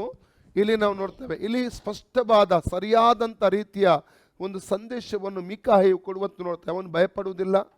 400 ಜನ, ಅವನು ಗೊತ್ತು 400 ಪ್ರವಾದಿಗಳು ಅಲ್ಲಿ ಒಂದು ರೀತಿಯ ಒಂದು ಪ್ರವಾದನೆ ಹೇಳಿದ್ದಾರೆ, ಅರಸನಿಗೆ ಒಳ್ಳೆಯದಾಗುತ್ತಾ ಜಯ ಸಿಗುತ್ತದೆ ಎಂಬುದಾಗಿ. ಆದರೆ ಅವನು ಆತ್ಮಮಂಡಲವನ್ನು ದೃಷ್ಟಿಸುವಂಥದ್ದನ್ನು ಕಾಣ್ತಾ ಇದ್ದೇವೆ. ಆತ್ಮಮಂಡಲ ದೃಷ್ಟಿಸಿದಾಗ ಸುಳ್ಳಿನ ಆತ್ಮ ಹೇಗೆ ಈ ಪ್ರವಾದಿಗಳ ಒಳಗಡೆ ಬಂದು ಕ್ರಿಯೆ ಮಾಡ್ತಾ ಇತ್ತು ಎಂಬುದಾಗಿ ಕಾಣ್ತೇವೆ. ಈ 400 ಪ್ರವಾದಿಗಳು ಇನ್ನೊಂದು ಯಾರೆಂದರೆ, ರಾಜನಿಗೆ ಒಂದು ಮುಖದಾಕ್ಷಿಣ್ಯದ ಅಂದರೆ ಒಂದು ಶುಭ ಸಂದೇಶ, ಒಳ್ಳೆಯ ಪ್ರವಾದನೆ ಹೇಳಿ ಏನು ಹೇಳ್ತಾರೆ, ತಪ್ಪು ಮಾಡಿ. ನಿನ್ನೆ ದಿವಸ ನಾವು ಕಂಡಿದ್ದೇವೆ, ಯೆರೆಮೀಯ 23ನೇ ಅಧ್ಯಾಯದಲ್ಲಿ 13-17ನೇ ವಾಕ್ಯದಲ್ಲಿ ಅವರು ತಪ್ಪು ಮಾಡಿದರೂ ಕೂಡ ಅವರಿಗೆ ಮಸ್ಕ ಹಾಕಿ, ಲೇಪ ಹಾಕಿ ಒಳ್ಳೆಯದನ್ನು ಹೇಳುವಂಥ, ನೀವು ಶುಭವಾಗುತ್ತದೆ ಎಂದು ಹೇಳುವಂಥ ಪ್ರವಾದನೆ ಹೇಳುವಂಥವರಾಗಿದ್ದರು ಇವರು. ಆದ ಕಾರಣ ಇವರ ಒಳಗಡೆ ಸುಳ್ಳಿನ ಆತ್ಮ ಬರುವುದಕ್ಕೆ ಸಾಧ್ಯವಾಯಿತು. ಅದು ಮಿಕಾಯಿಯೂ ಹಾಗೆ ಅಲ್ಲ. ಅವನು ಸತ್ಯ ಪ್ರವಾದಿಯಾಗಿದ್ದ, ಧೈರ್ಯವುಳ್ಳವನಾಗಿದ್ದ, ಭಕ್ತಿಯುಳ್ಳವನಾಗಿದ್ದ, ದೇವರಿಗೆ ಅನ್ಯೋನ್ಯತೆ ಬೆಳೆಸುವನಾಗಿದ್ದ.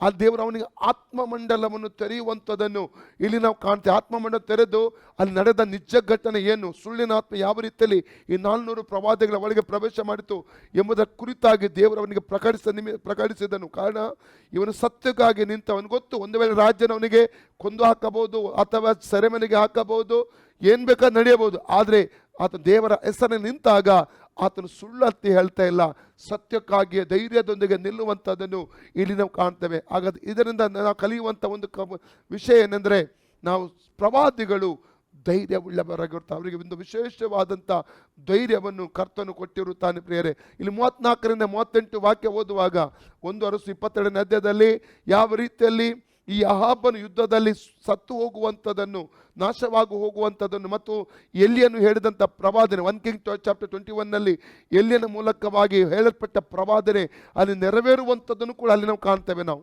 ಸಿಕ್ಕಿದ್ರೆ ಓದಿ. ಅರಾಮ್ಯರ ಒಬ್ಬ ಸೈನಿಕನು ಯಾರಿಗೂ ಗುರಿ ಇಡದೆ ಬಾಣವನ್ನೆಸೆಯಲು ಆ ಬಾಣವು ಇಸ್ರಾಯೇಲರ ಅರಸನಿಗೆ ಅವನ ಕವಚದ ಸಂದಿನಲ್ಲಿ ತಾಗಿತು. ಆಗ ಅವನು ತನ್ನ ಸಾರಥಿಗೆ ರಥವನ್ನು ತಿರುಗಿಸಿ, ನನ್ನನ್ನು ರಣರಂಗದಿಂದ ಆಚೆಗೆ ತೆಗೆದುಕೊಂಡು ಹೋಗು, ನನಗೆ ದೊಡ್ಡ ಗಾಯವಾಗಿದೆ ಎಂದು ಹೇಳಿದನು. ಆದರೂ ಆ ದಿವಸ ಯುದ್ಧವು ಬಹು ಘೋರವಾಗಿದ್ದರಿಂದ ಅರಸನು ಅರಾಮ್ಯದ ಎದುರಾಗಿ ತನ್ನ ರಥದಲ್ಲೇ ಹತ್ತುಕೊಂಡು ನಿಂತಿದ್ದು ಸಾಯಂಕಾಲವಾದಾಗ ಸತ್ತನು. ಗಾಯದಿಂದ ರಕ್ತವು ಸುರಿದು ರಥದ ಅಡಿಯಲ್ಲಿ ನಿಂತಿತು. ಸೂರ್ಯಾಸ್ತಮವಾದ ಕೂಡಲೇ ಪ್ರತಿಯೊಬ್ಬನು ತನ್ನ ಪ್ರಾಂತ್ಯಕ್ಕೂ ಪಟ್ಟಣಕ್ಕೂ ಹೋಗಲಿ ಎಂಬ ಕೂಗು ಇಸ್ರಾಯೇಲ್ ಸೈನ್ಯದಲ್ಲಿ ಹಬ್ಬಿಕೊಂಡಿತು. ಅರಸನು ಸಾಯಲು ಅವನು ಸಮಾರ್ಯಕ್ಕೆ ತಂದು ಅಲ್ಲಿ ಸಮಾಧಿ ಮಾಡಿದರು. ದೇವದಾಸಿಯರು ಸ್ನಾನ ಮಾಡುವ ಸಮಾರ್ಯದ ಕೆರೆಯಲ್ಲಿ ಅವನ ರಥವನ್ನು ತೊಳೆಸುತ್ತಿದ್ದಾಗ ನಾಯಿಗಳು ಬಂದು ಅದರಲ್ಲಿದ್ದ ರಕ್ತವನ್ನು ನೆಕ್ಕಿದವು. ಹೀಗೆ ಯೆಹೋವನು ಹೇಳಿದ ಮಾತು ನೆರವೇರಿತು. Praise God. ನೋಡಿ ಹೇಗೆ ಪ್ರವಾದನೆ ನೆರವೇರುವಂಥದ್ದನ್ನು ಇಲ್ಲಿ ನಾವು ಕಾಣ್ತಾ ಇದ್ದೇವೆ ಪ್ರಿಯರೇ. ಹಾಗಾದರೆ ಸುಳ್ಳು ಪ್ರವಾದಿಗಳು ಅನೇಕ ಇದ್ದರೂ ಕೂಡ ಸತ್ಯ ಪ್ರವಾದಿ ಒಬ್ಬನಿದ್ದರೆ ಸಾಕು ಪ್ರಿಯರೇ. ಅವನು ಧೈರ್ಯದೊಂದಿಗೆ ನಿಲ್ತಾನೆ, ದೇವರು ಹೇಳಿದ್ದನ್ನು ಮಾತ್ರ ಆತನು ಹೇಳ್ತಾನೆ. ಆತನ ಮುಖದಕ್ಷಿಣಕ್ಕೆ ಮಾತನಾಡುವುದಿಲ್ಲ. ಅದು ಖಂಡಿಸುವ ಜಾಗದಲ್ಲಿ ಖಂಡಿಸುತ್ತಾನೆ, ಗದರಿಸುವ ಜಾಗದಲ್ಲಿ ಗದರಿಸುತ್ತಾನೆ, ಎಚ್ಚರಿಸುವ ಜಾಗದಲ್ಲಿ ಎಚ್ಚರಿಸ್ತಾನೆ. ಸತ್ಯ ಪ್ರವಾದಿ ಇನ್ನೊಂದು ಹೇಳ್ತಾನೆ, ಸತ್ಯ ಪ್ರವಾದಿಗೆ ಹೆಚ್ಚು ವಿರೋಧಿಗಳು, ವಿರೋಧತ್ವಗಳು, ಹಿಂಸೆ ಸಮೇತವಾಗಿರ್ತದೆ. ಅವನನ್ನು ಯಾರು ಪ್ರೀತಿ ಮಾಡುವುದಿಲ್ಲ, ಯಾರು ಆ ಸತ್ಯ ಪ್ರವಾದನ ಇಷ್ಟಪಡುವುದಿಲ್ಲ ಪ್ರಿಯರೇ. ಯಾರು ಲೇಪ ಆಗ್ತಾರೆ ನೋಡಿ, ಅವರು ಪಾಪದಲ್ಲಿ ಇದ್ದರೂ ಕೂಡ ಕ್ರೈಸ್ತ ವಿಶ್ವಾಸಗಳು ಜೀವಿತ ನಡೆಸ್ತಿದ್ರೂ ಕೂಡ ಅವರ ಪಾಪವನ್ನು ನೋಡದ ಹಾಗೆ, ಅಥವಾ ಅವ್ರು ಖಂಡಿಸುವುದಿಲ್ಲ, ಗದರಿಸುವುದಿಲ್ಲ, ಎಚ್ಚರಿಸುವ ತಿದ್ದುಪಾಟು ಮಾಡದೆ ಅವರಿಗೆ ಒಂದು ನಿಮಗೆ ಶುಭವಾಗುತ್ತೆ, ನಿಮಗೆ ಒಳ್ಳೆಯದಾಗ್ತದೆ, ನೀವು ಬೆಳೆಯುತ್ತೀರಿ, ಆಶೀರ್ವಾದ ಹೊಂದ್ತೀರಿ ಎಂಬುದಾಗಿ ಯಾರು ಹೇಳ್ತಾರೆ ನೋಡಿ, ಅಲ್ಲಲ್ಲಿ ಅವರು ನಿಜವಾದ ಒಳ್ಳೆ ಪ್ರವಾದಿಗಳಲ್ಲ ಪ್ರಿಯರೇ. ಅಲ್ಲಲ್ಲಿಯ ಸತ್ಯ ಮಾರ್ಗವನ್ನು ಯಾರು ತೋರಿಸುತ್ತಾರೋ, ನೀತಿ ಮಾರ್ಗವನ್ನು ಯಾರು ತೋರಿಸ್ತಾರೋ, ಯಾರು ಅವರ ಆತ್ಮಿಕ ಕಟ್ಟುತ್ತಾರೋ ಅವರೇ ಆಗಿದ್ದಾರೆ ನಿಜವಾದ ಸತ್ಯ ಪ್ರವಾದಿಗಳೆಂಬುದಾಗಿ ಈ ವಾಕ್ಯದ ಮೂಲಕವಾಗಿ ನಾನು ಹೇಳಿಕೆ ಇಷ್ಟಪಡ್ತೇನೆ ಪ್ರಿಯರೇ. ಓಕೆ, 7 ಕಾರ್ಯಗಳಾಯಿತು. 7ನೇದಾಗಿ ನಾವು ಮುಂದಕ್ಕೆ ನೋಡುವ 2 ಸಾಮ್ಯುಯೇಲ್ ಚಾಪ್ಟರ್ 12 1-13 ವಾಕ್ಯವನ್ನು ಓದುವಾಗ ಅಲ್ಲಿ ನಾವು ನೋಡ್ತೇವೆ, ಈ ಪ್ರವಾದಿಯ ಇನ್ನೊಂದು ಕೆಲಸ ಸತ್ಯ ಪ್ರವಾದಿಗಳದ್ದು ಪಾಪಕ್ಕೆ ವಿರೋಧವಾಗಿ ದೇವ ಜನರನ್ನು ಎಚ್ಚರಿಸುವಂಥದ್ದು. ಪಾಪಕ್ಕೆ ವಿರೋಧವಾಗಿ ದೇವ ಜನರನ್ನು ಎಚ್ಚರಿಸುವಂಥದ್ದು. ಒಂದು ವೇಳೆ ಪಾಪದಲ್ಲಿ ಬಿದ್ದರೆ, ಅವರು ಪಾಪದಲ್ಲಿ ಜೀವನ ಮಾಡ್ತಾ ಇದ್ದರೆ ಅವರ ಕಣ್ಣನ್ನು ಅವರು ತೆರೀತಾರೆ. ಆತ್ಮಿಕ ಕಣ್ಣನ್ನು ತೆರೆದು ಅವರ ತಪ್ಪನ್ನು ಅರಿತುಕೊಳ್ಳುವ ಹಾಗೆ ಮಾಡುತ್ತಾರೆ. ಮಾತ್ರ ಮಾನಸಾಂತರಕ್ಕೆ ನಡೆಸುತ್ತಾರೆ. ದೇವರ ಚಿತ್ತಕ್ಕನುಗುಣವಾಗಿ ಅವರು ನಡೆಸುತ್ತಾರೆ. ಇದು ನಿಜವಾದ ಸತ್ಯ ಪ್ರವಾದಿ ಕೆಲಸ. ಇಲ್ಲಿ 2 ಸಾಮ್ಯುಯೇಲ್ ಚಾಪ್ಟರ್ 11ನಲ್ಲಿ 2 ಸಾಮ್ಯುಯೇಲ್ 11ನೇ ಅಧ್ಯಾಯದಲ್ಲಿ ದಾವೀದನು ಬೆತ್ಷೆಬೆಯೊಟ್ಟಿಗೆ ವ್ಯಭಿಚಾರ ಪಾಪ ಮಾಡಿದ. ಇದು ದೇವರ ದೃಷ್ಟಿಯಲ್ಲಿ ಘೋರವಾದ ಪಾಪವಾಗಿತ್ತು. ಮಾತ್ರವಲ್ಲದೆ ಅವಳ ಗಂಡನಾದ ಊರಿಯನನ್ನು ಕೂಡ ಮೋಸದಿಂದ ಕೊಂದು ಹಾಕಿ ಅವಳನ್ನು ತನ್ನ ಪತ್ನಿಯನ್ನಾಗಿ ಸ್ವೀಕರಿಸುವಂಥದ್ದನ್ನು ಕೂಡ ನೋಡ್ತೇವೆ. ಅವಳೊಟ್ಟಿಗೆ ಆತನು ಕೂಡಿದ ನಿಮಿತ್ತವಾಗಿ ಒಂದು ಮಗು ಹುಟ್ಟುತ್ತದೆ. ಆ ಮಗು ಕೂಡ ಈ ಒಂದು ರೋಗಕ್ಕೆ ಬಲಿಯಾಗುವಂಥದ್ದನ್ನು, ಸತ್ತು ಹೋಗುವಂಥದ್ದನ್ನು ಕೂಡ ನಾವು ಕಾಣ್ತಾ ಇದ್ದೇವೆ ಪ್ರಿಯರೇ. ಆದರೆ 1-13 ವಾಕ್ಯ 2 ಸಾಮ್ಯುಯೇಲಲ್ಲಿ ಓದುವುದಾದರೆ ಅಲ್ಲಿ ದೇವರು ನಾತಾನ ಎಂಬಂಥ ಪ್ರವಾದಿಯನ್ನು ಆತನ ಬಳಿಗೆ ಕಳುಹಿಸಿ ಆತನಿಗೆ ಒಂದು ಸಾಮ್ಯದ ಮೂಲಕವಾಗಿ ಅವನು ಮಾಡಿದ ತಪ್ಪನ್ನು ಅರಿತುಕೊಳ್ಳುವ ಹಾಗೆ ದೇವರು ಮಾಡುವಂಥದ್ದನ್ನು ನೋಡ್ತಾ ಇದ್ದೇವೆ. ಯಾವಾಗ ದಾವೀದನಿಗೆ ತನ್ನ ತಪ್ಪಿನ ಅರಿವಾಯಿತು, ಅವನೇನು ಮಾಡ್ತಾನೆ, 13 ವರ್ಷದಲ್ಲಿ ಹೇಳ್ತಾನೆ, 13ನೇ ವಾಕ್ಯದಲ್ಲಿ ಹೇಳ್ತಾನೆ, ನಾನು ದೇವರಿಗೆ ವಿರೋಧವಾಗಿ ಪಾಪ ಮಾಡಿದ್ದೇನೆಂಬುದಾಗಿ ಆತನು ತನ್ನ ಪಾಪವನ್ನು ಒಪ್ಪಿಕೊಳ್ಳೋದು ನೋಡ್ತೇವೆ. ಓದಿ ಸಿಕ್ಕಿದ್ರೆ 2 ಸಾಮ್ಯುಯೇಲ್ ಚಾಪ್ಟರ್ 12 1-13. ಯೆಹೋವನು ನಾತಾನನನ್ನು ದಾವೀದನ ಬಳಿಗೆ ಕಳುಹಿಸಿದನು. ಅವನು ಇವನ ಹತ್ತಿರ ಬಂದು ಹೇಳಿದ್ದೇನೆಂದರೆ, ಒಂದು ಊರಿನಲ್ಲಿ ಇಬ್ಬರು ಮನುಷ್ಯರಿದ್ದರು. ಒಬ್ಬನು ಐಶ್ವರ್ಯವಂತನು, ಇಬ್ಬನು ಬಡವನು. ಐಶ್ವರ್ಯವಂತನಿಗೆ ಬಹಳ ಕುರಿದನಗಳಿದ್ದವು, ಬಡವನಿಗೆ ಒಂದು ಕುರಿಮರಿ ಹೊರತು ಬೇರೇನೂ ಇರಲಿಲ್ಲ. ಅವನು ಅದನ್ನು ಕೊಂಡುಕೊಂಡು ಸಾಕುತ್ತಿದ್ದನು. ಅದು ದೊಡ್ಡದಾಗುವವರೆಗೆ ಮಗಳಂತೆ ಅವನ ಸಂಗಡಲು ಅವನ ಮಕ್ಕಳ ಸಂಗಡಲು ಇದ್ದುಕೊಂಡು ಅವನೊಡನೆ ರೊಟ್ಟಿ ತಿನ್ನುತ್ತಾ ಅವನ ಪಾತ್ರೆಯಲ್ಲೇ ನೀರು ಕುಡಿಯುತ್ತಾ ಇತ್ತು. ಅವನ ಎದೆಯ ಮೇಲೆಯೇ ಒರಗಿಕೊಂಡು ನಿದ್ರೆ ಮಾಡುತ್ತಿತ್ತು. ಒಂದು ದಿವಸ ಐಶ್ವರ್ಯವಂತನ ಮನೆಗೆ ಒಬ್ಬ ಪ್ರಯಾಣಿಕನು ಬಂದನು. ಆಗ ಐಶ್ವರ್ಯವಂತನು ತನ್ನ ಕುರಿದನಗಳಿಂದ ಏನೂ ತೆಗೆದುಕೊಳ್ಳುವ ಮನಸ್ಸಿಲ್ಲದೆ ಆ ಬಡವನ ಕುರಿಮರಿಯನ್ನು ಹಿಡಿದು ಅತಿಥಿಗೋಸ್ಕರವಾಗಿ ಅದನ್ನು ಅಡಿಗೆ ಮಾಡಿಸಿದನು ಎಂಬುದೇ. ಇದನ್ನು ಕೇಳಿ ದಾವೀದನು ಆ ಮನುಷ್ಯನ ಮೇಲೆ ಬಹಳವಾಗಿ ಕೋಪಗೊಂಡು ನಾತಾನನಿಗೆ, ಯೆಹೋವನಾಣೆ, ಆ ಮನುಷ್ಯನು ಸಾಯಲೇಬೇಕು. ಅವನು ಕರುಣೆ ಇಲ್ಲದೆ ಹೀಗೆ ಮಾಡಿದ್ದರಿಂದ ಆ ಕುರಿಮರಿಗಾಗಿ 4ರಷ್ಟು ಹಿಂದಕ್ಕೆ ಕೊಡಬೇಕು ಅಂದನು. ಆಗ ನಾತಾನನು ದಾವೀದನನ್ನು ನೋಡಿ, ಆ ಮನುಷ್ಯನು ನೀನೇ. ಇಸ್ರಾಯೇಲ್ ದೇವರಾದ ಯೆಹೋವನು ನಿನಗೆ ಹೇಳುವುದೇನೆಂದರೆ, ನಿನ್ನನ್ನು ಅಭಿಷೇಕಿಸಿ ಇಸ್ರಾಯೇಲರ ಅರಸನಾಗಿ ಮಾಡಿದವನು, ಸೌಲನ ಕೈಗೆ ಸಿಕ್ಕದಂತೆ ತಪ್ಪಿಸಿದವನು ನಾನೇ. ಇದಲ್ಲದೆ ನಾನು ನಿನಗೆ ನಿನ್ನ ಯಜಮಾನನ ಮನೆಯನ್ನು ಒಪ್ಪಿಸಿದೆನು, ಅವನ ಹೆಂಡತಿಯರನ್ನು ನಿನ್ನ ಮಗಳಿಗೆ ಕೊಟ್ಟೆನು, ಇಸ್ರಾಯೇಲ್ ಮತ್ತು ಯಹೂದ ಕುಲಗಳನ್ನು ನಿನಗೆ ವಶಪಡಿಸಿದೆನು. ಇದು ಸಾಕಾಗಿರದಿದ್ದರೆ ನಾನು ನಿನಗೆ ಇನ್ನೂ ಬೇಕಾದುದನ್ನು ಕೊಡುತ್ತಿದ್ದನು. ಹೀಗಿರಲು ನೀನು ಯೆಹೋವನಾದ ನನ್ನ ಆಜ್ಞೆಯನ್ನು ತಿರಸ್ಕರಿಸಿ ನನ್ನ ದೃಷ್ಟಿಯಲ್ಲಿ ಕೆಟ್ಟದ್ದಾಗಿರುವುದನ್ನು ಮಾಡಿದ್ದೇನು. ನೀನು ಇತಿಯನಾದ ಉರಿಯನನ್ನು ಕತ್ತಿಯಿಂದ ಕೊಲ್ಲಿಸಿ ಅವನ ಹೆಂಡತಿಯನ್ನು ನಿನ್ನ ಹೆಂಡತಿಯನ್ನಾಗಿ ತೆಗೆದುಕೊಂಡಿ. ನೀನು ನನ್ನ ಆಜ್ಞೆಯನ್ನು ತಿರಸ್ಕರಿಸಿದ್ದರಿಂದ ಹಿತ್ತಿಯನಾದ ಉರಿಯನನ್ನು ಅಮ್ಮೋರಿಯರ ಕತ್ತಿಯಿಂದ ಕೊಲ್ಲಿಸಿ ಅವನ ಹೆಂಡತಿಯನ್ನು ನಿನ್ನ ಹೆಂಡತಿಯನ್ನಾಗಿ ತೆಗೆದುಕೊಂಡಿದ್ದರಿಂದಲೂ ಕತ್ತಿಯು ನಿನ್ನ ಮನೆಯನ್ನು ಬಿಟ್ಟು ಹೋಗುವುದಿಲ್ಲ. ಯೆಹೋವನಾದ ನನ್ನ ಮಾತನ್ನು ಕೇಳು. ನಾನು ನಿನ್ನ ಮನೆಯವರಿಂದಲೇ ನಿನಗೆ ಕೇಡು ಉಂಟಾಗುವಂತೆ ಮಾಡುವೆನು. ನಿನ್ನ ಹೆಂಡತಿಯರನ್ನು ತೆಗೆದು ನಿನ್ನೆದುರಿನಲ್ಲಿಯೇ ಇನ್ನೊಬ್ಬನಿಗೆ ಕೊಡುವೆನು. ಅವನು ಹಗಲಿನಲ್ಲಿಯೇ ಅವರ ಕೂಡ ಮಲಗುವನು. ನೀನು ಅದನ್ನು ಗುಪ್ತವಾಗಿ ಮಾಡಿದಿ. ನಾನು ಹೇಳುವ ಮಾತಾದರೂ ಎಲ್ಲ ಇಸ್ರಾಯೇಲರ ಮುಂದೆ ಪ್ರಕಟವಾಗಿ ನೆರವೇರುವುದು ಎಂಬುದೇ ಅಂದನು. ಆಗ ದಾವೀದನು ನಾತಾನನಿಗೆ, ನಾನು ಯೆಹೋವನಿಗೆ ವಿರುದ್ಧವಾಗಿ ಪಾಪ ಮಾಡಿದ್ದೇನೆ ಎಂದು ಹೇಳಿದನು. ನೋಡಿ, ನಾನು ಯೆಹೋವನಿಗೆ ವಿರೋಧವಾಗಿ ಪಾಪ ಮಾಡಿದ್ದೀನಿ ಮತ್ತು ಪಾಪವನ್ನು ಪಶ್ಚಾತ್ತಾಪ ಒಪ್ಪಿಕೊಳ್ಳುವಂತ ನೋಡ್ತಾರೆ. ಅದರ ನಿಮಿತ್ತವಾಗಿ ಬಂದದ್ದು ಕೀರ್ತನೆ 51ನೇ ಅಧ್ಯಾಯ. ಪ್ರಿಯರೇ, ಕೀರ್ತನೆ 51ನೇ ಅಧ್ಯಾಯದಲ್ಲಿ ದೇವರನ್ನು ನೋಡಿಕೊಂಡು ಪಶ್ಚಾತ್ತಾಪದೊಟ್ಟಿಗೆ ತನ್ನ ಪಾಪವನ್ನು ಆತನು ಅರಿಕೆ ಮಾಡುವಂಥದ್ದನ್ನು ಇಲ್ಲಿ ನಾವು ಕಾಣಲಿಕ್ಕೆ ನಮಗೆ ಸಾಧ್ಯವಾಗುತ್ತದೆ. ನೀನೇ ಎಂಬುದಾಗಿ ಧೈರ್ಯದೊಂದಿಗೆ ನಾತನ ಪ್ರವಾದಿ ಅವನ ತಪ್ಪನ್ನು ತಿಳಿಸಿ ಅವನ ಆತ್ಮಿಕ ಕಣ್ಣನ್ನು ತೆರೆಸುವಂಥದ್ದನ್ನು ನೋಡ್ತೇವೆ. ಅಂದರೆ ಪ್ರವಾದಿಯ ಒಂದು 7ನೇ ಕೆಲಸ ಏನೆಂದರೆ ದೇವ ಜನರನ್ನು ಪಾಪಕ್ಕೆ ವಿರೋಧವಾಗಿ ಎಚ್ಚರಿಸುವಂಥ ಒಂದು ಕೆಲಸವಾಗಿದೆ.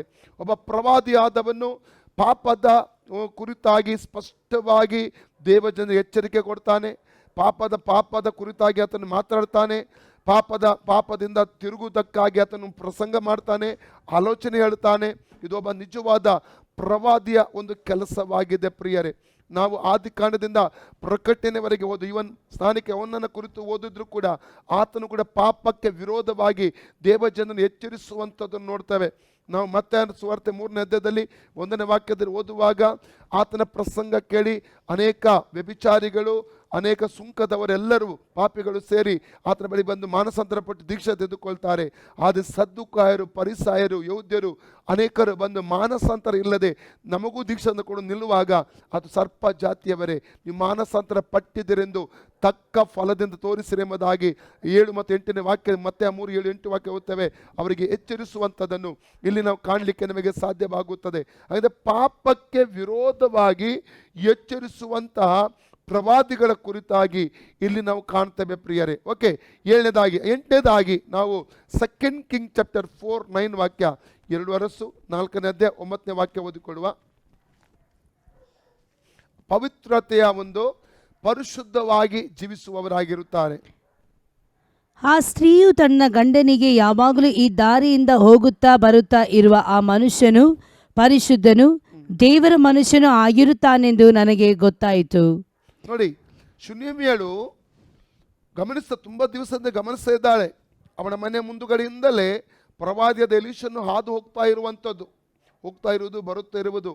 ಆತನನ್ನು ಗಮನಿಸಿದಾಗ ಅವನು ಪರಿಶುದ್ಧನಾಗಿದ್ದಾನೆ, ನೀತಿವಂತನಾಗಿದ್ದಾನೆ, ದೇವರ ಮನುಷ್ಯನಾಗಿದ್ದಾನೆ ಎಂಬುದಾಗಿ ಅವರು ಅರಿತುಕೊಂಡಳು. ನಾನು ಪರಿಶುದ್ಧನು, ನಾನು ನೀತಿವಂತನೆಂದು ಇನ್ನೊಬ್ಬರಿಗೆ ನಾವು ಹೇಳುವುದಕ್ಕಿಂತಲೂ ನಮ್ಮ ಕುರಿತು ಇನ್ನೊಬ್ಬರು ಹೇಳಬೇಕು, ಇವನು ನೀತಿವಂತನು, ಇವನು ಪರಿಶುದ್ಧನು, ಇವರು ನಿಜವಾದ ದೇವರ ಮಗು ಎಂಬುದಾಗಿ ನಮ್ಮನ್ನು ನೋಡಿ ಇನ್ನೊಬ್ಬರು ಸಾಕ್ಷಿ ಕೊಡಬೇಕು. ಕರ್ತನ ದೇಶಸ್ವಾಮಿ ಅನೇಕ ಕಡೆ ಅನೇಕರ ಕುರಿತಾಗಿ ಸಾಕ್ಷಿ ಕೊಟ್ಟಿದ್ದಾನೆ. ಮತ್ತಾಯನ ಸುವಾರ್ತೆ 8ನೇ ಅಧ್ಯಾಯದಲ್ಲಿ ನಾವು 5:13 ಶತಾಧಿಪತಿ ಕೂತು ಸಾಕ್ಷಿ ಕೊಟ್ಟೆ, ಇವನಲ್ಲಿ ಇರುವಂಥ ನಂಬಿಕೆ ಒಂದು ಇಸ್ರೇಲಲ್ಲಿ ಕಾಣಲಿಲ್ಲ ಎಂಬಂತ ಎಂಬುದಾಗಿ ಹೇಳಿ ಆತನ ಒಂದು ಸಾಕ್ಷಿ ಕೊಡುವಂಥದ್ದನ್ನು ಇಲ್ಲಿ ನಾವು ಕಾಣ್ತೇವೆ. ಅರಣ್ಯಕಾಂಡ 12ನೇ ಅಧ್ಯಾಯದಲ್ಲಿ 6-8 ವಾಕ್ಯ ಓದುವಾಗ 3ನೇ ವಾಕ್ಯದಲ್ಲಿಯೂ ಈ ಮೋಶೆ ಆಗಿರುವಂಥ ನಿಷ್ಕಳಂಕ ಮನುಷ್ಯ, ದೀನ ಮನುಷ್ಯ, ಸಾಧು ಮನುಷ್ಯ ಭೂಮಿಯಲ್ಲಿ ಇಲ್ಲ ಎಂಬುದಾಗಿ ಮೋಶೆ ಕುರಿತು ದೇವರು ಸಾಕ್ಷಿ ಕೊಡ್ತಾನೆ. ಆದಿಕಾಂಡ 22:10-13 ವಾಕ್ಯದಲ್ಲಿ ನಾವು ನೋಡ್ತೇವೆ ದೇವರು ಅಬ್ರಾಹ್ಮನ ಕುರಿತಾಗಿ ಸಾಕ್ಷಿ ಕೊಡುವಂಥದ್ದು ನೋಡ್ತೇವೆ. ಅನೇಕ ಭಕ್ತರ ಕುರಿತಾಗಿ ದೇವರು ಸಾಕ್ಷಿ ಕೊಡುವಂಥದ್ದನ್ನು ಸತ್ಯವೇದದಲ್ಲಿ ನಾವು ಕಾಣಲಿಕ್ಕೆ ನಮಗೆ ಸಾಧ್ಯ. ಅದೇ ರೀತಿ ಲೋಕದ ಜನರು ಕೂಡ ಒಬ್ಬ ನಿಜವಾದ ದೇವರ ಮನುಷ್ಯ, ನಿಜವಾದ ಕ್ರೈಸ್ತ ವಿಶ್ವಾಸಿ, ಇವನು ಒಬ್ಬ ನಿಜವಾದ ಪ್ರವಾದಿ ಎಂಬುದಾಗಿ ಸಾಕ್ಷಿ ಕೊಡಬೇಕು. ಹೇಗೆ? ಅವರ ಪರಿಶುದ್ಧವಾದ ಜೀವಿತವನ್ನು ನೋಡಿ, ಅವರ ನೀತಿಯ ಒಂದು ಜೀವಿತವನ್ನು ನೋಡಿ ಅವರು ಸಾಕ್ಷಿ ಕೊಡುವುದಕ್ಕೆ ಸಾಧ್ಯವಾಗುತ್ತದೆ. ಹಾಗಾದರೆ ಅಲ್ಲಿ ಆತನ ಜೀವಿತವನ್ನು ಚಲನವಲ್ಲೆಲ್ಲ ನೋಡಿದ ನಂತರವೇ ಶೂನ್ಯ ತನ್ನ ಪತಿಯೊತ್ತಿಗೆ ಹೇಳ್ತಾ ಇದ್ದಾಳೆ, ಈಚೆ ಕಡೆ ಆಚೆ ಕಡೆ ಹೋಗುವಂಥ ಇವ ಹಾದು ಹೋಗುವಂಥ ಒಬ್ಬ ವ್ಯಕ್ತಿಯು ಆತ ದೇವ ಮನುಷ್ಯನಾಗಿದ್ದಾನೆ, ಅವನು ಪರಿಶುದ್ಧನಾಗಿದ್ದ, ನೀತಿವಂತನೆಂಬುದಾಗಿ ಹೇಳಿ ಸಾಕ್ಷಿ ಕೊಡುವಂಥದ್ದು ನೋಡ್ತಾ ಇದ್ದೇವೆ. ಹಾಗಾದರೆ 9ನೇ ಒಂದು ಗುಣಲಕ್ಷಣ, ಅವರು ಪರಿಶುದ್ಧರಾಗಿರುತ್ತಾರೆ, ಅವರು ನೀತಿವಂತರಾಗಿರುತ್ತಾರೆ, ಅವರು ದೇವ ಮನುಷ್ಯರು ಆಗಿರುತ್ತಾರೆ ಎಂಬುದಾಗಿ ಹೇಳುವುದಕ್ಕೆ ನಾನು ಇಷ್ಟಪಡ್ತೇನೆ. ಅವರ ಚಲನವಲನ ಸಾಕ್ಷಿಗಳ ಮೂಲಕವಾಗಿ ನಾವು ತಿಳಿದುಕೊಳ್ಳುವುದಕ್ಕೆ ನಮಗೆ ಸಾಧ್ಯವಾಗುತ್ತದೆ ಪ್ರಿಯರೇ. 10ನೇದಾಗಿ ನಿಜ ಒಂದು ಪ್ರವಾದಿಗಳ ಗುಣಲಕ್ಷಣಗಳ ಬಗ್ಗೆ ನಾನು ಓದ್ತಾ ಇದ್ದೇವೆ. ಅವರು ಯಥಾರ್ಥವಂತರು, ಅಂದರೆ ತಪ್ಪಾದ ಮಾತುಗಳನ್ನು ಮಾತಾಡುವುದಿಲ್ಲ, ಯಥಾರ್ಥವಾದ ಮಾತುಗಳನ್ನು ನುಡಿತಾರೆ. ಒಂದು ವಾಕ್ಯ ಓದುವ, ಜ್ಞಾನೋಕ್ತ ಪುಸ್ತಕ 8ನೇ ಅಧ್ಯಾಯ 6ನೇ ವಾಕ್ಯ, ಬುಕ್ ಆಫ್ ಪ್ರಾಬ್ಸ್ ಚಾಪ್ಟರ್ 8:6.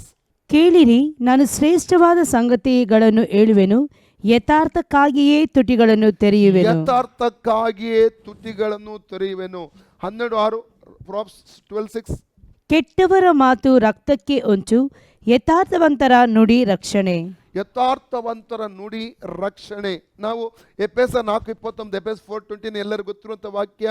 ಅಲ್ಲಿ ಹೇಳ್ತಾರೆ, ನಿಮ್ಮ ಬಾಯಿಂದ ಯಾವ ಕೆಟ್ಟ ಮಾತು ಬರದಿರಲಿ, ಭಕ್ತಿಯನ್ನು ವೃದ್ಧಿ ಮಾಡುವಂಥ ಕಾಲೋಚಿತವಾದ ಮಾತನ್ನು ನುಡಿದರೆ ಸಾಕು ಎಂಬುದಾಗಿ ವಾಕ್ಯ ಹೇಳ್ತದೆ. ಪ್ರವಾದಿಗಳು ವ್ಯರ್ಥ ಕಾರ್ಯಕ್ಕಾಗಿ ಮಾತಾಡುವುದಿಲ್ಲ. ತಮಾಷೆ ಮಾಡುವಂಥದ್ದು, ಗೇಲಿ ಮಾಡುವಂಥದ್ದು, ಗುಣಗುಟ್ಟುವಂಥದ್ದು, ಇನ್ನೊಂದು ವ್ಯಕ್ತಿಯನ್ನು ದೂಷಿಸುವಂಥದ್ದು, ಇನ್ನೊಬ್ಬರ ತಪ್ಪನ್ನು ಎತ್ತಿ ಹೇಳುವಂಥದ್ದು, ಇಂಥ ಕೆಲಸಗಳನ್ನು ಒಬ್ಬ ನಿಜ ಪ್ರವಾದಿ, ಸತ್ಯ ಪ್ರವಾದಿ ಅವರು ಮಾಡುವುದಿಲ್ಲ ಪ್ರಿಯರೇ. ಅವರು ಯಾವಾಗಲೂ ಸತ್ಯವನ್ನೇ ಮಾತಾಡ್ತಾರೆ. ಒಳ್ಳೆಯದ ಸತ್ಯ ಯಾವ ಕಾರ್ಯಕ್ಕಾಗಿ ಮಾತಾಡಬೇಕು. ನನ್ನ ಜೀವಿತದಲ್ಲಿ ಕೂಡ ದೊಡ್ಡ ಪ್ರವಾದಿಗಳನ್ನು ನಾನು ನೋಡಿದ್ದೇನೆ, ಅವರೊಟ್ಟಿಗೆ ನಾನು ಕೂತ್ಕೊಂಡಿದ್ದೇನೆ.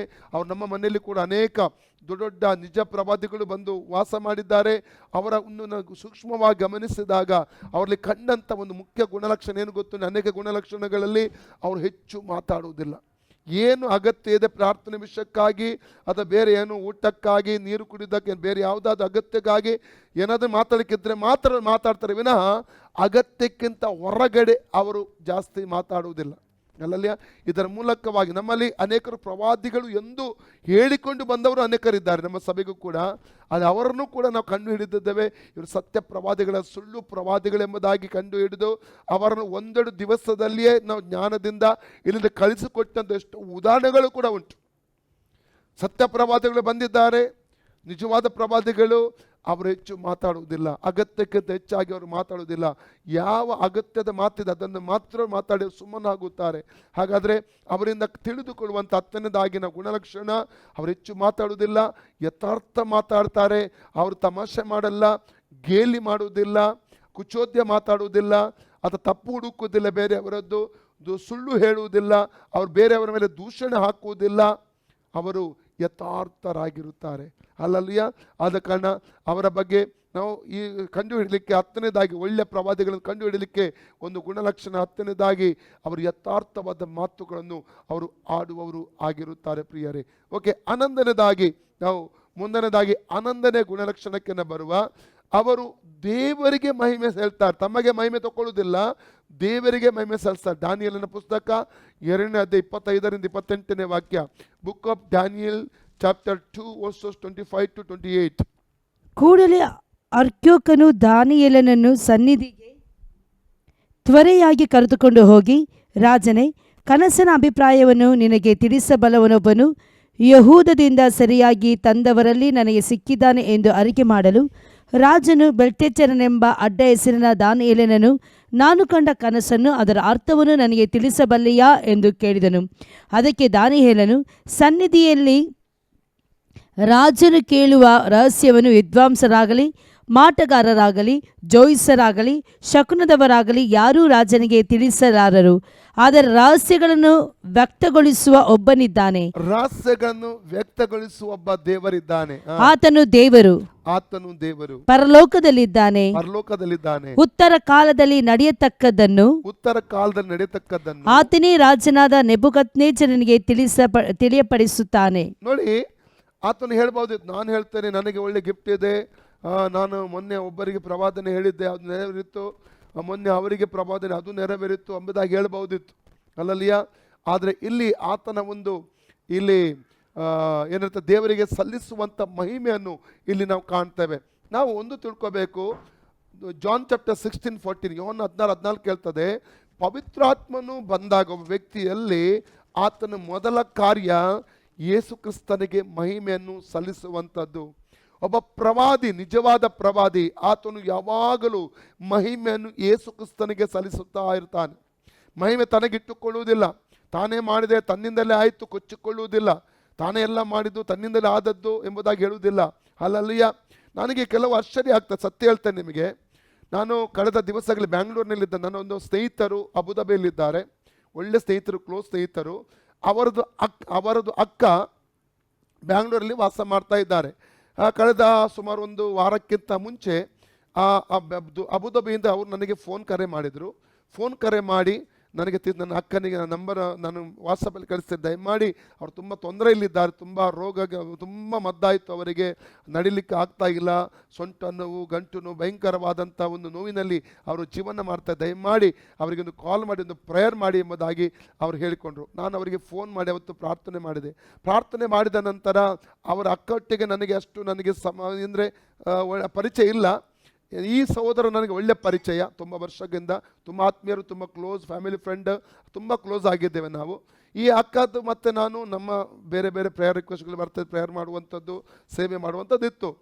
ಇವತ್ತು ನನಗೆ ಬೆಳಿಗ್ಗೆ ಅಬುದಾಬಿಯಿಂದ ಅವ್ರದ್ದು ಕಾಲ್ ಬಂದು ಹೇಳಿದರು, ಒಂದು 2 ವಾರ ಆಯಿತು ಅವರಿಗೆ ಪ್ರೇಯರ್ ಮಾಡಿ. ನನಗೆ ಹೇಳ್ತಾ ಇದ್ದಾರೆ, ಇಷ್ಟು ವರ್ಷಗಳಿಂದ ಎಷ್ಟು ಟ್ಯಾಬ್ಲೆಟ್ ತೊಗೊಳ್ತಾ ಇದ್ದರು, ಗುಣ ಆಗ್ತಾ ಇರಲಿಲ್ಲ, ಎಷ್ಟೆಷ್ಟು ಆಸ್ಪತ್ರೆಗೆ ಸಂದು ಏನೂ ಆಗ್ತಾ ಇರಲಿಲ್ಲ, ನೀವು ಪ್ರೇಯರ್ ಮಾಡಿದ ಕ್ಷಣದಿಂದ ಅವರ ಸೊಂಟ ನೋವು, ಗಂಟು ನೋವು ಎಲ್ಲ ಬಿಟ್ಟು ಹೋಗಿದೆ, ಫ್ರೀ ಆಗಿದ್ದಾರೆ. ಇವತ್ತು ಇನ್ನೊಂದು ಪ್ರೇಯರ್ ಮಾಡಬೇಕು, ಅವ್ರ ನಾಲಿಗೆಯಲ್ಲಿ ಒಂದು ಹುಣ್ಣುಗಳು ಬಂದಿದ್ದಾವೆ ಎಂಬುದಾಗಿ ಹೇಳಿದರು. ಆಯ್ತೆಂಬುದಾಗಿ ಹೇಳಿದೆ. ಅವರಿಗೆ ಫೋನ್ ಮಾಡಿದಾಗ ಸಹೋದರಿಗೆ, ಅಕ್ಕಗೆ ನಾನು ಕಾಲ್ ಮಾಡಿದೆ, ಎಷ್ಟು ಖುಷಿ ಪಾಸ್ಟ್ರೇ, ಎಷ್ಟು ನಾನು ಯಾತನೆ ಅನುಭವಿಸ್ತೇನೆ, ಅಳ್ತಾ ಇದ್ದೆ, ನಾನು ನಡೀಲಿಕ್ಕೆ ಆಗ್ತಾ ಇರಲಿಲ್ಲ, ಒಳ್ಳೆ ಕೆಲಸ ಮಾಡಲಿಕ್ಕೆ ಆಗ್ತಾ ಇರಲಿಲ್ಲ, ನನ್ನ ಜೀವಿತವೇ ಇದು ಅಂತ ಹಾಗೆ ನಾನು ಎನಿಸ್ತಾ ಇದ್ದೆ. ಆದರೆ ಅವತ್ತು ಪ್ರೇಯರ್ ಮಾಡಿದ ನಂತರ ನೋವು ನನಗೆ ಬರಲಿಲ್ಲ. ಇದು ನನಗೆ ಗೊತ್ತಿರಲಿಲ್ಲ, ಅವ್ರು ಹೇಳಿದ್ದರಿಂದ ಗೊತ್ತಾಯಿತು. ಅದರರ್ಥ ಇದು ಗುಣ ಮಾಡಿದ್ದು ಯಾರು? ಯೇಸು ಸ್ವಾಮಿ. ನನಗೆ ಗೊತ್ತೇ ಇರಲಿಲ್ಲ, ಅವ್ರು ಹೇಳದಿದ್ದರೆ ಗೊತ್ತೇ ಆಗ್ತಾ ಇರಲಿಲ್ಲ. ಕಳೆದ ದಿವಸದಲ್ಲಿ ಇನ್ನೊಂದು ಸಾಕ್ಷಿ ಬಂತು, ಹಾಗೆ ದಿನಾಲು ಒಂದೊಂದು ಸಾಕ್ಷಿಗಳು ಬರ್ತಾ ಇವೆ. ನಮಗೆ ಗೊತ್ತು, ನಾವು ಪ್ರಾರ್ಥನೆ ಮಾಡ್ತೇವೆ, ಮತ್ತೆ ಅಲ್ಲಿ ಕಾಣದ ಯೇಸು ಸ್ವಾಮಿಯ ಕೈಗಳು ಅಲ್ಲಿ ಕ್ರಿಯೆ ಮಾಡ್ತೇವೆ. ಹಾಗಾದರೆ ಅದ್ಭುತ ಮಾಡಿದ್ದೊಬ್ಬ ಸೇವಕನಲ್ಲ, ಪಾಸ್ಟರ್ ಸುನೀಲ್ ಅಲ್ಲ, ಒಬ್ಬ ಪ್ರವಾದಿ ಅಲ್ಲ, ಅದ್ಭುತ ಮಾಡಿದ್ದು ಕರ್ತನು. ಆದ ಕಾರಣ ಮಹಿಮೆಯನ್ನು ಆತನಿಗೆ ಸಲ್ಲಿಸಬೇಕು. ಕಳೆದ ದಿವಸಗಳಲ್ಲಿ ಹತ್ತಿರದ ಒಂದು ಊರಿಂದ, ಎಲ್ಲಿ ಅಂತ ಹೇಳುವುದಿಲ್ಲ ನಾನು, ನನಗೆ ಫೋನ್ ಕರೆ ಬಂದದ್ದು ಸಹೋದರದ್ದು. ಒಂದೂವರೆ ವಾರ ಆಯಿತು. ಅವರ ಪಾಸ್ಟೇ 1 ವರ್ಷದ್ದೇ ನನಗಾಗಿ ಪ್ರೇಯರ್ ಮಾಡಿದ್ದೆ, ಬೇರೆಯವರ ಮೂಲಕ ಫೋನ್ ನಾನು ತೊಗೊಂಡಿದ್ದೆ.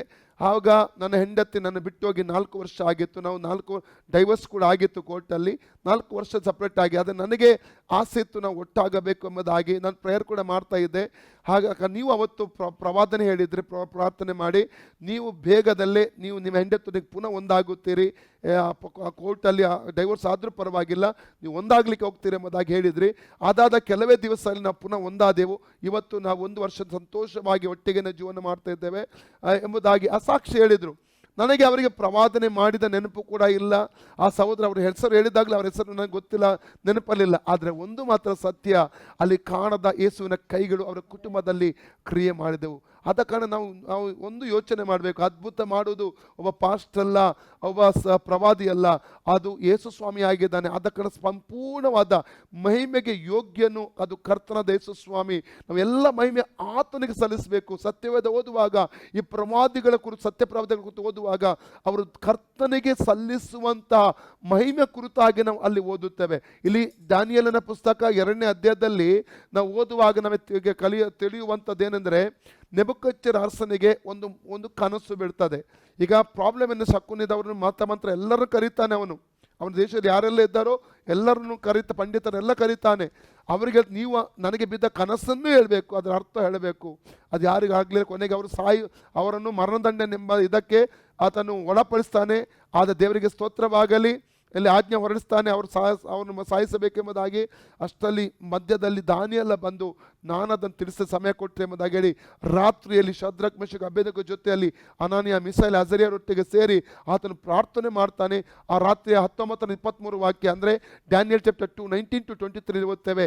ರಾತ್ರಿಯಲ್ಲಿ ಕನಸಿನ ಅರ್ಥ ಆತನಿಗೆ ವ್ಯಕ್ತವಾಗುತ್ತಾನೆ, ದೇವರು ಅವನಿಗೆ ವ್ಯಕ್ತಪಡಿಸುವುದನ್ನು ನೋಡ್ತೇವೆ. ಇದರಿಂದಾಗಿ ಇಲ್ಲಿ ಆತನು 25-28 ವಾಕ್ಯದಲ್ಲಿ ನಾವು ಓದ್ತೇವೆ, ಅರಸನ ಬಳಿಗೆ ಬಂದಾಗ ಆತನು ದೇವರಿಗೆ ಮಹಿಮೆ. ನೋಡಿ, ಇವನ್ ಈ ಕನಸಿನ ಅರ್ಥ ಆತನಿಗೆ ಪ್ರಕಟವಾದಾಗಲೂ ಕೂಡ ಫಸ್ಟ್ ಆತನು ದೇವರಿಗೆ ಮಹಿಮೆ ಸತ್ತ. ಓದಿ ನಾವು ವಾಕ್ಯ 19-23 ವಾಕ್ಯ ಓದುವ. ಡ್ಯಾನಿಯಲ್ ಚಾಪ್ಟರ್ 2 19-23 ವಾಕ್ಯ ಕೂಡ ಓದುವ. ಆಗ ಆ ರಹಸ್ಯವು ರಾತ್ರಿಯಲ್ಲಿ ಸ್ವಪ್ನದಲ್ಲಿ ದಾನಿಯೇಲನಿಗೆ ವ್ಯಕ್ತವಾಯಿತು. ಕೂಡಲೇ ದಾನಿಯೇಲನು ಪರಲೋಕ ದೇವರನ್ನು ಹೀಗೆ ಸ್ತುತಿಸಿದನು, ದೇವರ ನಾಮಕ್ಕೆ. 17ರಿಂದಲೇ ಓದಿ, ಇಬ್ಬರು ಮೂವರೊಟ್ಟಿಗೆ ಸೇರಿ ಪ್ರೇಯರ್ ಮಾಡುವಂಥದ್ದು. 17ರಿಂದಲೇ ಓದಿ. ಬಳಿಕ ದಾನಿಯೇಲನು ತನ್ನ ಮನೆಗೆ ಹೋಗಿ ಅನನ್ಯ, ಮಿಶಾಯೇಲ, ಅಜರ್ಯ ಎಂಬ ತನ್ನ ಸ್ನೇಹಿತರಿಗೆ ಆ ಸಮಾಚಾರವನ್ನು ತಿಳಿಸಿ, ನಾವು ಬಾಬೇಲಿನ ಇತರ ವಿದ್ವಾಂಸರೊಡನೆ ನಾಶವಾಗದಂತೆ ಪರಲೋಕ ದೇವರು ಈ ರಹಸ್ಯದ ವಿಷಯವಾಗಿ ಕೃಪೆ ತೋರಿಸಲು ಆತನನ್ನು ಬೇಡಿಕೊಳ್ಳೋಣ ಅಂದನು. ಆಗ ಆ ರಹಸ್ಯವು ರಾತ್ರಿಯ ಸ್ವಪ್ನದಲ್ಲಿ ದಾನಿಯೇಲನಿಗೆ ವ್ಯಕ್ತವಾಯಿತು. ಕೂಡಲೇ ದಾನಿಯೇಲನು ಪರಲೋಕ ದೇವರನ್ನು ಹೀಗೆ ಸ್ತುತಿಸಿದನು, ದೇವರ ನಾಮಕ್ಕೆ ಯುಗಯುಗಾಂತರಗಳಲ್ಲಿಯೂ ಕೊಂಡಾಟವಾಗಲಿ, ಜ್ಞಾನ ತ್ರಾಣಗಳು ಆತನವುಗಳೇ, ಕಾಲ ಸಮಯಗಳನ್ನು ಮಾರ್ಪಡಿಸುತ್ತಾನೆ, ರಾಜ್ಯರನ್ನು ತಳ್ಳುತ್ತಾನೆ, ನಿಲ್ಲಿಸುತ್ತಾನೆ, ಜ್ಞಾನಿಗಳ ಜ್ಞಾನವು, ವಿವೇಕಿಗಳ ವಿವೇಕವು ಆತನ ವರವಾಗಿದೆ. ನಮ್ಮ ಕುಚ್ಚಿಕೊಳ್ಳುವುದಕ್ಕೆ ನಮಗೆ ಒಂದು ಜ್ಞಾನ ಸಿಕ್ಕಿದ್ರೆ, ಒಂದು ವರ ಸಿಕ್ಕಿದ್ರೆ ಆತನ ಕೃಪೆ, ಆತನ ವರವಾಗಿದೆ. ನಮಗೆ ಕೊಚ್ಚಿಕೊಳ್ಳಿಕ್ಕೆ ಏನಿಲ್ಲ. ಅದಕ್ಕೆ ಬಿಲಿಗ್ರಾಮ್, ಶ್ರೇಷ್ಠ ಸುವಾರ್ತಿಕರಾದ ಬಿಲಿಗ್ರಾಮ್ ಹೇಳ್ತಾ ಇದ್ರು, ನನ್ನಲ್ಲಿ ಒಂದು ಅಭಿಷೇಕ ಆತನ ಇಟ್ಟಿದ್ದಾನೆ, ಯಾವಾಗ ಈ ಅಭಿಷೇಕವನ್ನು ತೆಗಿತಾನೋ ನನ್ನ ತುಟಿಗಳು ಸಾಮಾನ್ಯ ಮಣ್ಣಿನ ತುಟಿಗಳಾಗಿ ಮಾರ್ಪಡ್ತವೆ ಎಂಬುದಾಗಿ ಅವರು ಹೇಳ್ತಾ ಇದ್ರು. ಓಕೆ, ಮುಂದೆ ಓದಿ. ಆತನು ಅಗಾಧ ವಿಷಯಗಳನ್ನು ಗೂಢಾರ್ಥಗಳನ್ನು ಬಯಲಿಗೆ ತರುತ್ತಾನೆ. ಕಗ್ಗತ್ತಲೆಯಲ್ಲಿ ಅಡಗಿರುವುದು ಆತನಿಗೆ ಗೋಚರ. ತೇಜಸ್ಸು ಆತನಲ್ಲೇ ನೆಲೆಗೊಂಡಿದೆ. ನನ್ನ ಪಿತೃಗಳ ದೇವರೇ, ನಿನ್ನನ್ನು ಸ್ತುತಿಸುತ್ತೇನೆ, ಕೊಂಡಾಡುತ್ತೇನೆ. ನೋಡಿ, ದೇವರಿಗೆ ಸ್ತುತಿಸಿ ಆತನು ಮಹಿಮೆ ಪಡಿಸ್ತಾ ಇರುವಂತದನ್ನು ಇಲ್ಲಿ ಕಾಣ್ತೇವೆ. ನಾನು ಮಾಡಿದ್ದು ನನಗೆ ಗೊತ್ತಾಯಿತು, ನನಗೆ ಪ್ರಕಟ ಆಯಿತು ಎಂಬುದಾಗಿ ಆತನು ಕೊಚ್ಚಿಕೊಳ್ಳಿನ ಮಹಿಮೆಯನ್ನು ದೇವರಿಗೆ ಸಲ್ಲಿಸ್ತಾರೆ. ಇವನ್ ಯೋಸೆಫನ ಕುರಿತು ಕೂಡ ಓದುವಾಗ ಆದಿಕಾಂಡ 41:15-16 ಓದಿ. Genesis chapter 41 15-16. ಆಗ ಫರೋಹನು ಯೋಸೇಫನಿಗೆ, ನಾನು ಒಂದು ಕನಸನ್ನು ಕಂಡಿದ್ದೇನೆ, ಅದರ ಅರ್ಥವನ್ನು ಹೇಳಬಲ್ಲವರು ಯಾರೂ ಇಲ್ಲ. ಆದರೆ ನೀನು ಕನಸನ್ನು ಕೇಳುತ್ತಲೇ ಅದರ ಅರ್ಥವನ್ನು ಹೇಳಬಲ್ಲವನೆಂದು ವರ್ತಮಾನ ಕೇಳಿದ್ದೇನೆ ಎಂದು ಹೇಳಲು, ಯೋಸೇಫನು ನನ್ನಲ್ಲಿ ಅಂತ ಸಾಮರ್ಥ್ಯವೇನೂ ಇಲ್ಲ, ಆದರೆ ದೇವರು ಫರೋಹನಿಗೆ ಶುಭಕರವಾದ ಉತ್ತರವನ್ನು ಕೊಡಬಲ್ಲನೆಂದು ಹೇಳಿದನು. ಶುಭಕರವಾದ ಉತ್ತರವನ್ನು ಕೊಡ್ಲಿಕ್ಕೆ ಶಕ್ತನು. ನೋಡಿ, ತಾನು ಮಹಿಮೆಯನ್ನು ಅಲ್ಲಿ ಯೋಸೆಫನು ದೇವರಿಗೆ ಸಲ್ಲಿಸುವಂಥದ್ದು ನೋಡ್ತೇವೆ. ಯೋಸೆಫನು ಕೂಡ ಒಬ್ಬ ಪ್ರವಾದಿಯಾಗಿದ್ದಾನೆ. ಅಲ್ಲಲ್ಲಿಯ ಅವನು ಕನಸುಗಳ ಆ ದರ್ಶನಗಳ ಅರ್ಥವನ್ನು ತಿಳಿಸುವಾತನಾಗಿರುತ್ತಾನೆ. ಇಲ್ಲಿ ನಾವು ಕಾಣಲಿಕ್ಕೆ ನಮಗೆ ಸಾಧ್ಯವಾಗುತ್ತದೆ. ಆದ ಕಾರಣ ಆತನು ಕೂಡ ತನ್ನ ಮಹಿಮೆಯನ್ನು ತಾನು ಇಟ್ಕೊಳ್ಳದೆ ಗೌರವ ತಾನಿಟ್ಕೊಳ್ಳದೆ ದೇವರಿಗೆ ಸಲ್ಲಿಸುವಂಥದ್ದನ್ನು ಅಲ್ಲಿ ನಾವು ಕಾಣಲಿಕ್ಕೆ ನಮಗೆ ಸಾಧ್ಯ. ಸತ್ತ ಪ್ರವಾದಿಯ 11ನೇ ಗುಣಲಕ್ಷಣ ಏನು ಗೊತ್ತುಂಟ ಪ್ರಿಯರೇ? ಮಹಿಮೆಯನ್ನು ದೇವರಿಗೆ ಸಲ್ಲಿಸುವಂಥದ್ದು. ಒಂದು ವೇಳೆ ಒಬ್ಬ ಪ್ರವಾದಿ, ಯಾರಾದರೂ ಒಬ್ಬ ಸೇವಕನು ಮಹಿಮೆ ತಾನು ತಗೊಳ್ತಾ ಇದ್ದರೆ ಅಲ್ಲಿ ತಿಳ್ಕೋಬೇಕು, ಈ ವ್ಯಕ್ತಿಯ ಒಳಗಡೆ ಸರಿ ಆತ್ಮ ಇಲ್ಲ, ಈ ವ್ಯಕ್ತಿಯ ಒಳಗಡೆ ಸುಳ್ಳಾದ ಆತ್ಮ ಇರುತ್ತದೆ. ದೇವರಿಗೆ ಯಾವಾಗ ಉಪಕಾರಿಗಳಾಗಿರಬೇಕು ಪ್ರಿಯರೇ. ದೇವರು ನೋಡಿ, ಜಾನ್ 15:5, ಯೋನ 15:5 ಯೇಸು ಹೇಳ್ತಾರೆ, ನನ್ನನ್ನು ಬಿಟ್ಟು ನೀವು ಏನನ್ನು ಮಾಡಲಾರಿರಿ. ಯೇಸು ಸ್ವಾಮಿಯನ್ನು ಬಿಟ್ಟು ನಾವು ಏನು ಕೂಡ ಮಾಡಲಿಕ್ಕೆ ಆಗಲ್ಲ. ಆದ ಕಾರಣ ನಮ್ಮ ಮೂಲಕ ದೇವರು ಏನಾದರೂ ಕಾರ್ಯ ಮಾಡಿದರೆ, ಒಂದು ಪ್ರವಾದನೆಯೋ, ಒಂದು ದರ್ಶನವೋ, ಒಂದು ಕನಸೋ ಏನಾದರೂ ಅಥವಾ ಒಂದು ಅದ್ಭುತವು ನಡೆಯುವುದಾದರೆ ಅದು ಮಹಿಮೆಯನ್ನು ನಾವು ದೇವರಿಗೆ ಸಲ್ಲಿಸಬೇಕು. ಯಾಕಂದರೆ ಮಾಡಿದ್ದು ದೇವರು, ಅದ್ಭುತ ಮಾಡಿದ್ದು, ಪ್ರವಾದನೆ ಕೊಟ್ಟದೆಲ್ಲ ದೇವರಾಗಿರೋದ್ರಿಂದ ದೇವರು ನಿಜ ಪ್ರವಾದಿ. ಆತನೇನು ಮಾಡ್ತಾನೆ? ಮಹಿಮೆಯನ್ನು ದೇವರಿಗೆ ಸಲ್ಲಿಸುವಾತನಾಗಿರುತ್ತಾನೆ. ಓಕೆ, 12ನೇದಾಗಿ ಗುಣಲಕ್ಷಣ, 12th ಗುಣಲಕ್ಷಣವನ್ನು ನಾವು ಕಾಣಲಿಕ್ಕೆ ಹೋಗ್ತೇವೆ. ದಾನಿಯೇಲನ ಪುಸ್ತಕ 5ನೇ ಅಧ್ಯಾಯ 17ನೇ ವಾಕ್ಯ, ಆತನು ಹಣಕ್ಕಾಗಿ ಸೇವೆ ಮಾಡಲ್ಲ. ಓದುವ. ಆಗ ದಾನಿಯೇಲನು ಸನ್ನಿಧಿಯಲ್ಲಿ, ನಿನ್ನ ದಾನಗಳು ನಿನಗೇ ಇರಲಿ, ನಿನ್ನ ಬಹುಮಾನಗಳು ಮತ್ತೊಬ್ಬನಿಗಾಗಲಿ. ಆದರೆ ನಾನು ಈ ಬರಹವನ್ನು ಓದಿ ಇದರ ಅರ್ಥವನ್ನು ರಾಜನಿಗೆ ತಿಳಿಸುವೆನು.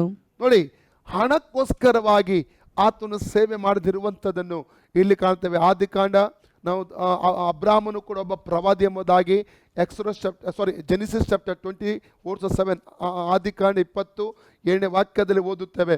ಆದಿಕಾಂಡ 14:21-22 ವಾಕ್ಯ ಓದುವಾಗ, ಸೋದೋಮ್ ಗೊಮೋರದಿಂದ ಬಂದಂತಹ ಆಸ್ತಿಯನ್ನು ಅಲ್ಲಿ ಅರಸನ ಏನು ಹೇಳ್ತಾ ಇದ್ದಾನೆ? ಎಲ್ಲ ನೀನು ತಕ್ಕೋ ಎಂಬುದಾಗಿ ಹೇಳಿದಾಗ ಅವನೇನು ಹೇಳ್ತಾನೆ? ಇದರ ಕೆರದ ಬಾರನ್ ಸಮೇತ ಮುಟ್ಟುವುದಿಲ್ಲ. ಓದಿ. ಸೊದೋಮಿನ ಅರಸನು ಅಬ್ರಾಮನಿಗೆ, ನೀನು ಬಿಡಿಸಿದ ಜನರನ್ನು ನನಗೆ ಒಪ್ಪಿಸು, ಆಸ್ತಿಯನ್ನು ನೀನೇ ತಕ್ಕೋ ಎಂದು ಹೇಳಲು ಅಬ್ರಾಮನು ಅವನಿಗೆ, ಒಂದು ದಾರವನ್ನಾಗಲಿ ಕೆರೆದ ಬಾರನ್ನಾಗಲಿ ನಿನ್ನದರಲ್ಲಿ ಯಾವುದನ್ನು ತೆಗೆದುಕೊಳ್ಳುವುದಿಲ್ಲವೆಂದು ಭೂಮಿ ಆಕಾಶಗಳನ್ನು ನಿರ್ಮಾಣ ಮಾಡಿದ ಪರಾತ್ಪರ ದೇವರಾಗಿರುವ ಯೆಹೋವನ ಕಡೆಗೆ ಕೈ ಎತ್ತಿ ಪ್ರಮಾಣ ಮಾಡುತ್ತೇನೆ.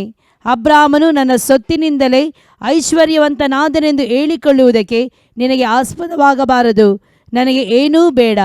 ಇಲ್ಲಿ 12ನೇದಾಗಿ ನೋಡುವಂಥದ್ದು, ಹಣಕ್ಕೋಸ್ಕರ ಅವರು ಸೇವೆ ಮಾಡುವುದಿಲ್ಲ. 2 ಅರಸು 5ನೇ ಅಧ್ಯಾಯ 15-16 ವಾಕ್ಯ ಓದುವ. Book of 2 king chapter 5:15-16 versus ನಾವು ಓದುವ. ಅಲ್ಲಿ ಎಲೀಷನ ಬಗ್ಗೆ ನೋಡ್ತೇವೆ. ಹಾಮಾನನು, ಈ ಒಂದು ಸಿರಿಯ ದೇಶದ ಅಧಿಪತಿಯಾದ ನಾಮಾನನು, ಅವನು ಬೇಕಾದಷ್ಟು ದುಸ್ತು ಬೆಳ್ಳಿ ಗಟ್ಟಿಗಳನ್ನು ತಗೊಂಡು ಬರ್ತಾನೆ. ಆದರೆ ಅವನು ಗುಣವಾದ ನಂತರ ಈ ಎಲಿಷನಿಗೆ ಆತನು ಆಫರ್ ಮಾಡಲಿಕ್ಕೆ, ಗಿಫ್ಟ್ ಮಾಡಲಿಕ್ಕೆ, ಕಾಣಿಕೆ ಕೊಡಲಿಕ್ಕೆ ಬರುವಾಗ ಅದೇ ಒಂದನ್ನು ತಗೊಳ್ಳೋದಿಲ್ಲ ಎಂಬುದಾಗಿ ಆತನು ಹೇಳುವಂತ ನೋಡುತ್ತೆ. ಸಿಕ್ಕಿದ್ರೆ ಓದಿ. ಅನಂತರ ಅವನು ತನ್ನ ಪರಿವಾರದವರೊಡನೆ ಹಿಂತಿರುಗಿ ದೇವರ ಮನುಷ್ಯರ ಹತ್ತಿರ ಹೋಗಿ ಅವನ ಮುಂದೆ ನಿಂತು, ಇಸ್ರೇಲ್ ದೇವರಾಗಿರುವ ಯೆಹೋವ ಹೊರತಾಗಿ ಲೋಕದಲ್ಲಿ, ಇಸ್ರೇಲ್ ದೇಶದಲ್ಲಿರುವ ದೇವರ ಹೊರತಾಗಿ ಲೋಕದಲ್ಲಿ ಬೇರೆ ದೇವರು ಇರುವುದೇ ಇಲ್ಲವೆಂಬುದು ಈಗ ನನಗೆ ಗೊತ್ತಾಯಿತು. ನೀನು ದಯವಿಟ್ಟು ಕಾಣಿಕೆಯನ್ನು ಅಂಗೀಕರಿಸಬೇಕು ಎಂದು ಹೇಳಿದನು. ಅದಕ್ಕೆ ಎಲೀಷನು, ನಾನು ಸನ್ನಿಧಿ ಸೇವೆ ಮಾಡುತ್ತಿರುವ ಯೆಹೋವನಾಣೆ, ನಿನ್ನಿಂದ ಏನೂ ತೆಗೆದುಕೊಳ್ಳುವುದಿಲ್ಲ ಅಂದನು. ನಾಮಾನನು ಎಷ್ಟು ಒತ್ತಾಯಿಸಿದರು ಒಂದನ್ನು ತಗೊಳ್ಳೋದಿಲ್ಲ ಆತನು ಹೇಳುವಂತನಲ್ಲಿ ಕಾಣ್ತಾ ಇದ್ದೇವೆ. ಹಾಗಾದ್ರೆ ಪ್ರವಾದಿಗಳು ಹಣಕ್ಕೋಸ್ಕರವಾಗಿ ಸೇವೆ ಮಾಡಲ್ಲ. ಹಣ ಅವಶ್ಯಕವಾದದ್ದು, ಹಣವನ್ನು ದೇವರು ಕೊಡ್ತಾನೆ, ರೈಟ್ ಟೈಮಲ್ಲಿ ಕೊಡ್ತಾನೆ. ಫಿಲಿಪ್ಪಿ 4:19 ಇರ್ತದೆ, ತಂದೆಯಾದ ದೇವರು ತನ್ನ ಪ್ರವಾದ ಐಶ್ವರ್ಯಕ್ಕೆ ತಕ್ಕ ಹಾಗೆ ನಿಮ್ಮ ಪ್ರತಿಯೊಂದು ಕೊರತೆಗಳನ್ನು ನೀಗಿಸುತ್ತಾನೆ. ಪೌಲನ ಅನೇಕ ಉದಾಹರಣೆ ಸಾಕ್ಷ್ಯಗಳನ್ನು ನೋಡ್ತೇವೆ. ದೇವರು ಆತನನ್ನು ಕೈ ಬಿಡಲಿಲ್ಲ, ತಕ್ಕ ಸಮಯದಲ್ಲಿ ನಡೆಸಿದೆ ಎಂಬುದಾಗಿ ನಾವು ನೋಡ್ತೇವೆ.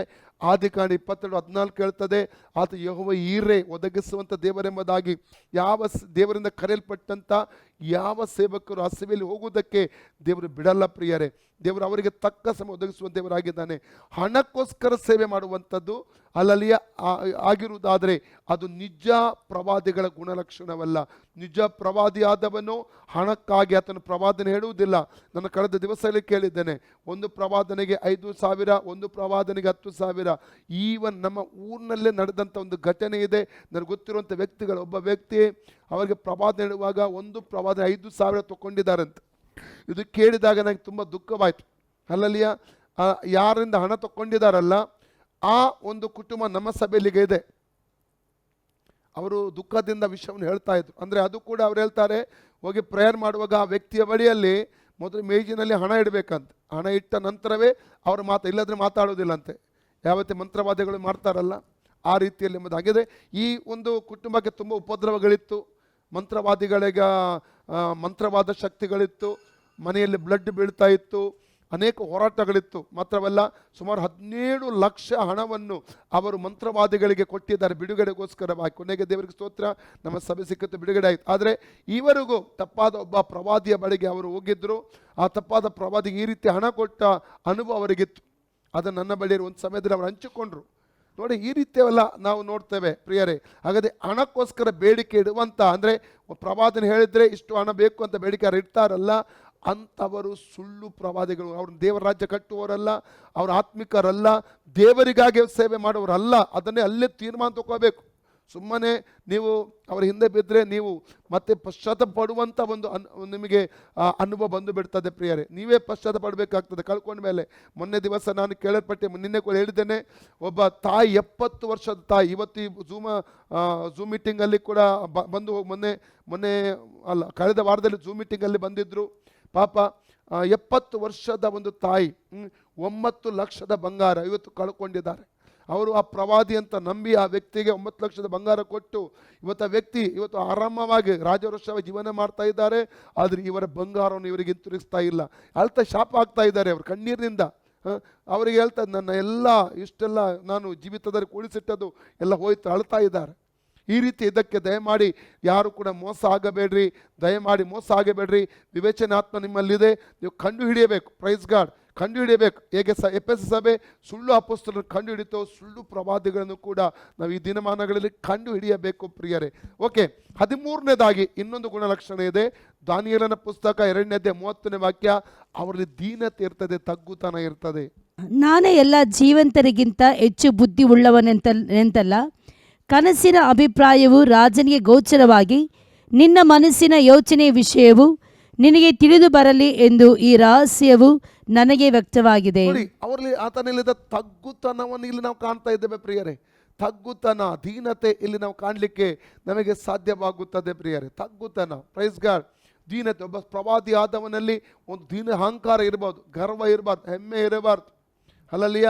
ಆದರೆ ಹಲಲಿಯ ಆತರ ಇಲ್ಲಿ ದಾನಿಯೇಲನ ಜೀವಿತದಲ್ಲಿ ತಗ್ಗುತನ ನೋಡ್ತಾ ಇದ್ದೇವೆ. ನಿಜವಾಗಿ ನೋಡಿದ್ರೆ ನಾವು ದಾನಿಯೇಲನ ಪುಸ್ತಕ 1ನೇ ಅಧ್ಯಾಯ ಆತನ ಒಂದು ವರದ ಕುರಿತಾಗಿ ಇಲ್ಲಿ ಸ್ಪಷ್ಟವಾಗಿ ಹೇಳಲ್ಪಟ್ಟಿದೆ. ನಾವು 10ನೇ ವಾಕ್ಯದಿಂದ ಓದುವ. 10ನೇ ವಾಕ್ಯದಿಂದ, ಆ ವಿಜ್ಞಾಪನೆಯನ್ನು ಕೇಳಿ ಕಂಚುಕಿಯರ ಅಧ್ಯಕ್ಷನು ದಾನಿಯೇಲನಿಗೆ, ನಿಮಗೆ ಆಹಾರ ಪಾನಗಳನ್ನು ಏರ್ಪಡಿಸಿದ ನನ್ನ ಒಡೆಯನಾದ ರಾಜನು ನಿಮ್ಮಂತೆ ಆರಿಸಲ್ಪಟ್ಟ ಯುವಕರ ಮುಖಕ್ಕಿಂತ ನಿಮ್ಮ ಮುಖವು ಬಾಡಿರುವುದನ್ನು ನೋಡುವನೆಂಬ ಭಯಪಡುತ್ತೇನೆ. ರಾಜನು ತನ್ನ ತಲೆಯನ್ನು ತೆಗೆಸಲು ಈ ಕಾರಣರಾದಿರಿ ಎಂದು ಹೇಳಿದನು. ದಾನಿಯೇಲನು ತನ್ನನ್ನು ಅನನ್ಯ, ಮಿಶಾಯೇಲ, ಅಜರ್ಯ ಇವರನ್ನು ನೋಡಿಕೊಳ್ಳುವುದಕ್ಕೆ ಕಂಚುಕಿಯರ ಅಧ್ಯಕ್ಷನು ನೇಮಿಸಿದ್ದ ವಿಚಾರಕನಿಗೆ, ಅಯ್ಯ, 10 ದಿನಗಳ ಮಟ್ಟಿಗೆ ನಿನ್ನ ಸೇವಕರಾದ ನಮ್ಮನ್ನು ಪರೀಕ್ಷಿಸು. ಆಹಾರಕ್ಕೆ ಕಾಯಿ ಪಲ್ಯ, ಪಾನಕ್ಕೆ ನೀರು ನಮಗೆ ಒದಗಲಿ. ಆಮೇಲೆ ನಮ್ಮ ಮುಖಗಳನ್ನು ರಾಜನ ಆಹಾರವನ್ನು ಉಣ್ಣುವ ಯುವಕರ ಮುಖಗಳನ್ನು ಹೋಲಿಸಿ ನೋಡು.